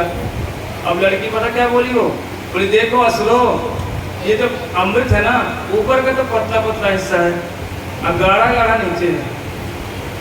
बोले तो बोले इसलिए पतला वाला जो है ना इन देवताओं को पिला दो, और जो गाढ़ा गाढ़ा ना तुम्हें पिला देंगे। असुर सोचे हाँ ये लड़की ना हमारे फायदे की बात कर रही है। बोले ठीक है ऐसे करो। और जैसी देवताओं की एक पंक्ति लग गई, एक असुरों की लग गई, देवताओं को पिलाना शुरू किया। लेकिन जैसे पिलाते पिलाते ना एक असुर को बड़ा टेंशन हो गया। बोले भैया कुछ तो गड़बड़ है। और जा करके सूर्य और चंद्र के बीच में जाके असुर बैठ गया। और जैसे सबको पिलाते पिलाते जैसे उस असुर को पिलाया, उसने अमृत पान कर लिया। इतने में सूर्य और चंद्र देवता बोले, बोले प्रभु ये कोई देवता नहीं है, ये असुर है। बोले अच्छा, बोले चिंता मत करो, अगर असुर ने पान किया है तो जिंदगी बची रहेगी। और भगवान ने सुदर्शन चक्र लिया, उसके 2 टुकड़े कर दिए। वही जाके मैंने क्या, राहु और केतु, जो सूर्य ग्रहण चंद्र ग्रहण पड़ता रहता है। और इतने में पिला करके लड़की गायब हो गई। अब वो असुर देखने लगे, बोले भाई लड़की थी वो कहाँ गई? अब देखा, बोला वो लड़की नहीं, वो तो मोहनी थी, ये विष्णु था। बोले ठग ले गया हमको। अब बड़ा गुस्सा आया देवता, असुरों को लड़ाई मचा दी वहीं पर। वहीं देवताओं से भिड़ गए, वो वहीं खड़े खड़े। जब लड़ाई किए तो देवता लोगों ने अमृत पान किया था, मार मार करके असुरों को भगा दिया। अब जब मार कर भगा दिया, देवता लोग जाकर के आराम से स्वर्ग में अपना नित्य गान करने लगे अप्सराओं के साथ। और इधर क्या हुआ, जैसे ही शुक्राचार्य जी को पता चला, उन्होंने तुरंत एक विश्वस यज्ञ किया। इसमें से बहुत सारे अस्त्र शस्त्र निकले और महाराज बलि को प्रदान किया। सारे के सारे असुरों ने मिलकर के स्वर्ग में आक्रमण कर दिए। आक्रमण किया, सारे के सारे देवताओं को मार मार के भगा दिए। अब देवता लोग बेचारे मारे मारे घूमे और असुर सिंहासन में चढ़ के बैठ गए। राजा बलि का वहां पर राज्य हो गया। इतने में एक दिन अदिति बड़ी दुखी होकर बैठी थी, जो देवताओं की माँ है। कश्यप ऋषि ने पूछा, बोले दुखी क्यों बैठी हो, क्या कारण है? बोले हे स्वामी, जिसका पुत्र रोड में मार मारे मारे घूम रहे हो, भला उसकी माँ कैसे खुश हो सकती है? इसलिए कृपा करो मेरे पुत्र को राज्य मिल जाए। तब जाकर के कश्यप ऋषि ने कहा, देखो अदिति एक व्रत है, उसका नाम है पयो व्रत, उसका पालन करो। उसके पालन करने से ही आपके जो पुत्र हैं देवताओं को स्वर्ग का राज्य मिल जाएगा। और वही जाकर 12 दिन का पयो व्रत होता है। और जैसे ही अदिति ने व्रत का पालन किया, समय आने पर भगवान स्वयं प्रकट हो गए। अर्थात भगवान ने उनको आशीर्वाद दिया, बोला चिंता मत करो, समय आने पर मैं तुम्हारा साथ दूंगा और तुम्हारा ही पुत्र बनकर के मैं आऊंगा। और जैसे ही समय आने पर उनके संतान हुई, छोटा सा बालक हुआ, एकदम छोटा सा 52 उंगल का, जिसको बोलते थे 52। बोले 52 भगवान की। अब जैसे ही, लेकिन वो छोटे से तो जन्म लिए, और जन्म लेते ही इधर महाराज बलि ने एक बहुत बड़ा उत्सव किया। सबको दान दे रहे हैं, एक यज्ञ चल रहा है, विशाल यज्ञ। अगर वो यज्ञ पूरा हो जाता तो ब्रह्मा के पद को प्राप्त कर लेता। कौन? राजा बलि। देवताओं ने मीटिंग किया, कुछ भी करके इसके यज्ञ को खंडन करना पड़ेगा, अरे तो ब्रह्मा के पद को प्राप्त कर लेगा, फिर वहां भी उपद्रव करेगा। भगवान ने छोटा स्वरूप बनाया, एक छाता लिया, खड़ाऊ पहने और जाकर के राजा बलि के दरबार में पहुंच गए। जैसे राजा बलि दरबार में पहुंचे, राजा ने देखा, बोला देखने में तो छोटा सा बच्चा, इतना सुंदर, इतना तेजवान, ऐसा लग रहा है जैसे मानो स्वयं सूर्य या सूरज हमारे यहाँ निकल करके आ गए हों। कई बोले नहीं, ऐसा लग रहा है जैसे मानो एक चतुर्सन हो, सनक सनंदन सनातन, जो ब्रह्मा जी के 4 पुत्र हैं, मानस पुत्र। कई बोले नहीं, ऐसा लग रहा है मानो कोई अद्भुत ऋषि आ गया। एक ने कहा भैया इतना छोटा ऋषि तो नहीं होता, ऋषि की तो जटाएं होती लंबी लंबी दाढ़ी। बोले जिसकी दाढ़ी लंबी हो, बोले वही तो साधु है। बोले जिसकी दाढ़ी ना हो साधु थोड़ी है, ये तो साधु नहीं है। एक बार बताते हैं कि हमारे भक्तिदान सिंधर महाराज कहीं झांसी की तरफ गए, तो 2-3 ब्रह्मचारी थे उनके साथ, महाराज के साथ में। तो वहाँ पहुँचे तो लोगों को बताया कि भाई साधु आने वाले हमारे घर में। तो लोग, गांव के लोग आए मिलकर, बोले कहाँ है साधु? दरवाजे से निकल गए, महाराज भी बैठे हैं, सब लोग बैठे हैं, लेकिन लोग पूछ रहे हैं, बोले साधु कहाँ है? साधु मतलब दाढ़ी वाला साधु। बोले ऐसे, बोले साधु थोड़ी होते हैं। बोले जाके नख और जटा विशाला, तापसिद्ध साधु कलकाला। बोले जिसके लंबी दाढ़ी हो, सिर पर एक गांठ, यहाँ एक गांठ, बोले वही तो साधु है। बोले वही कलयुग में प्रसिद्ध होगा। लेकिन उसको ये पता नहीं है कि दाढ़ी रखने वाला सिस्टम, बोले दाढ़ी बाल क्या रखना, बोले ये पाप है। किसी भी संप्रदाय में दाढ़ी बाल नहीं रख सकते, उसको मुंडन कराना ही चाहिए।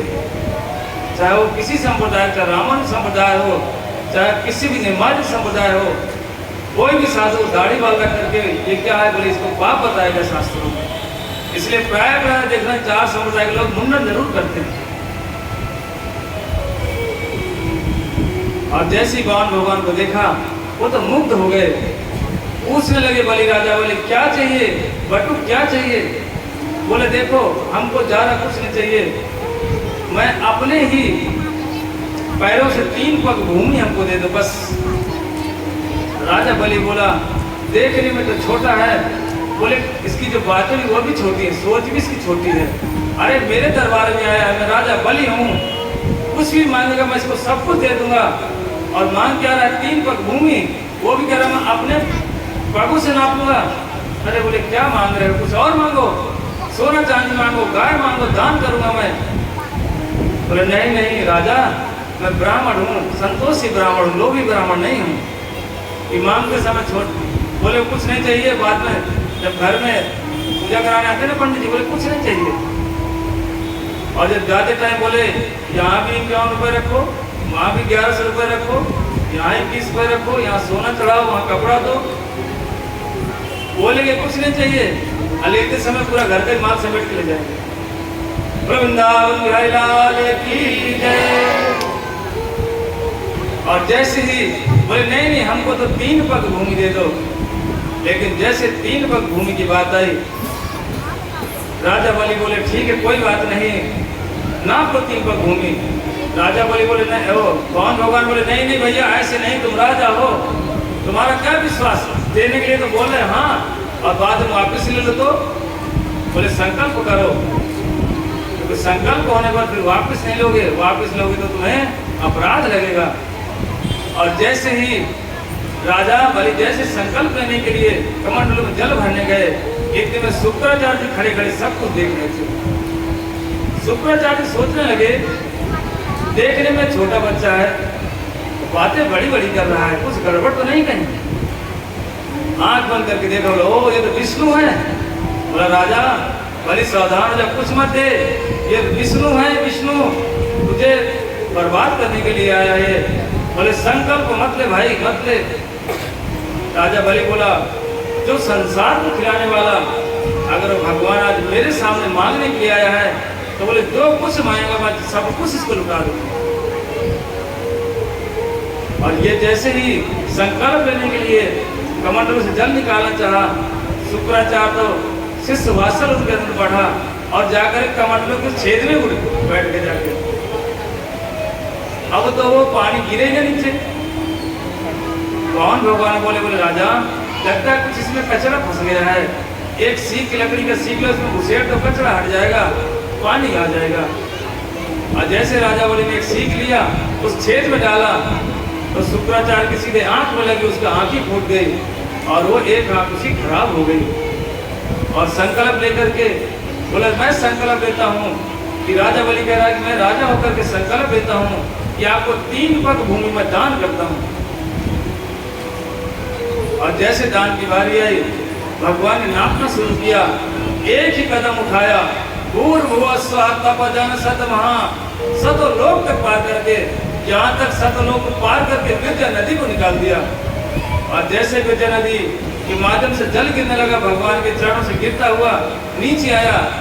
ब्रह्मा जी ने देखा, बोले भगवान का चरणों में जा रहा है, उन्होंने अपने कमंडलों में भर लिया। और दूसरा जब पग नापने लगे तो अतल वितल सुतल तलातल सातल महातल पताल नीचे के 7 लोग नाप दिए। बोले मैंने 3 पग भूमि मांगी थी राजा बलि, 2 पग में सब कुछ खत्म हो गया है। भगवान बोले इसको बंदी बना लो, इस राजा को, ये झूठा राजा है। बोलते समय तो 3 पग दूंगा, 2 ही पग में सब खत्म हो गया। बोले इसको बंदी बना लो और इसको जेल में बंद कर दो। लेकिन इतने में राजा बलि की जो पत्नी थी वो आई, बोले प्रभु कुछ भी हो हम आपके दास हैं, स्वीकार कर लिया। और राजा बलि बोला, बोला प्रभु अभी मुझे बंदी मत बनाओ, मैं तो बचाऊं ना। पूछने लगे बोले देता हो दान देने वाला बड़ा या दानी बड़ा या दान बड़ा? भगवान बोले देखो भाई, दानी बड़ा होता है, दान बड़ा नहीं होता, देने वाला बड़ा होता है, तो वस्तु छोटी होती है। बोला इसीलिए प्रभु मैं तो बैठा हूँ ना, मैं तो नहीं कहीं गया। बोला इसीलिए तीसरा पग मेरे सिर पर रख दो। भगवान समझ गए कि अब इस पर कृपा करना पड़ेगा। और ये सारा क्रिया उनकी एक बहन थी रत्नमाला, उसको बड़ा गुस्सा आया। जब बावन भगवान को देखा था तब उसके हृदय में तो वात्सल्य जागा, काश इतना सुंदर मेरा पुत्र होता तो मैं इसको अपने गले से लगा लेती। लेकिन जैसे नापने लगे, सोचने लगी वही लड़की, अच्छा जब मांगा तब तो छोटा था और नापते समय इतना लंबा हो गया। बोला अगर ऐसा मेरा पुत्र होता ना तो मैं उसको इस तरह में विष लगाकर पिलाकर आज जिंदा इसको मार देती। भगवान ने कहा तथास्तु, चिंता मत करो, सारी तेरी इच्छा मैं पूरी करूंगा, क्योंकि भगवान कोई साधारण नहीं है, करुणा सिंधु है। और जैसे 3 पग भूमि ले लिया, बोले बाबा भगवान की जय। नौका के आकार जो जन इनमें बसत है, जाए भव से पार। भगवान के नेत्र के सुंदर है कि देखने मात्र से ही, उनके दर्शन मात्र से ही हम भवसागर से पार हो सकते हैं। कि तेरे द्वार खड़ा भगवान, भगत भर दे रे झोली। तेरे द्वार खड़ा भगवान, भगत भर दे रे झोली। तेरे द्वार खड़ा भगवान, भगत भर दे रे झोली। तेरे द्वार खड़ा भगवान, भगत भर दे रे झोली। तेरा होगा बड़ा एहसान के जुग जुग तेरी रहे कि शान, भगत भर दे रे झोली। भगत भर दे रे झोली। तो तेरे द्वार खड़ा भगवान, भगत भर दे रे झोली। भगत भर दे रे झोली। बोलिए बाबा भगवान की जय हो। थोड़ी थोड़ी माताएं बीच में से बीच में रास्ता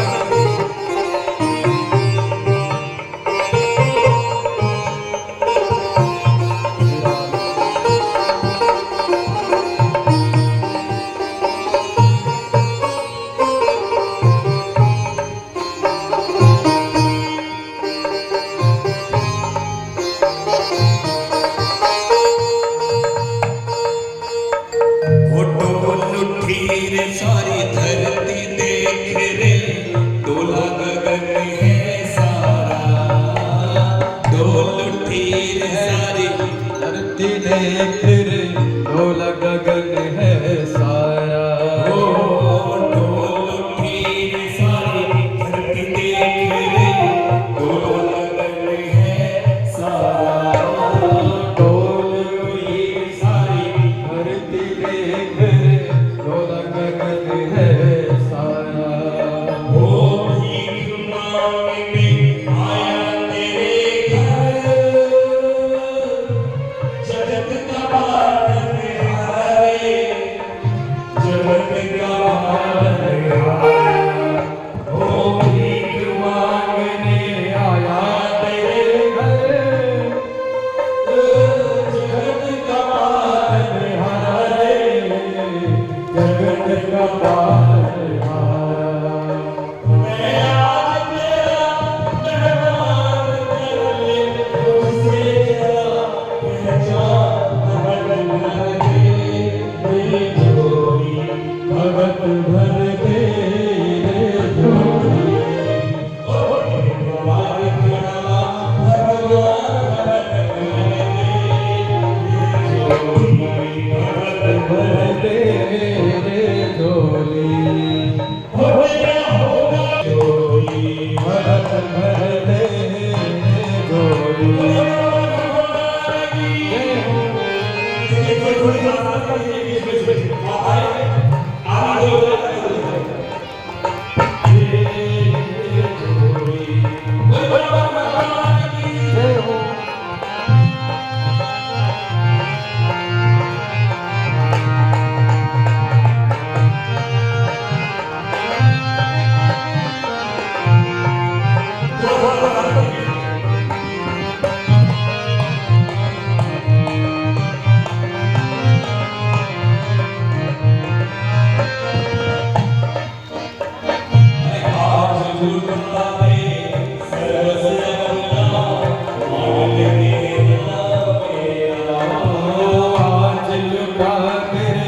सर्वस्व अपना और दिल मेरा कहना। जय हो।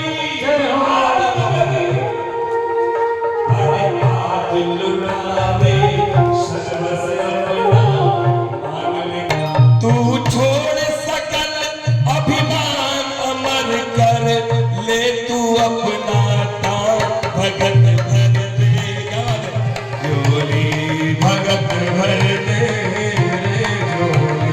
भगत भर दे झोली भगत भर दे झोली ओ तेरे द्वार खड़ा भगवान भगत भर दे झोली भगत भर दे झोली कि तेरा होगा बड़ा एहसान कि जुग जुग तेरी रहे कि शान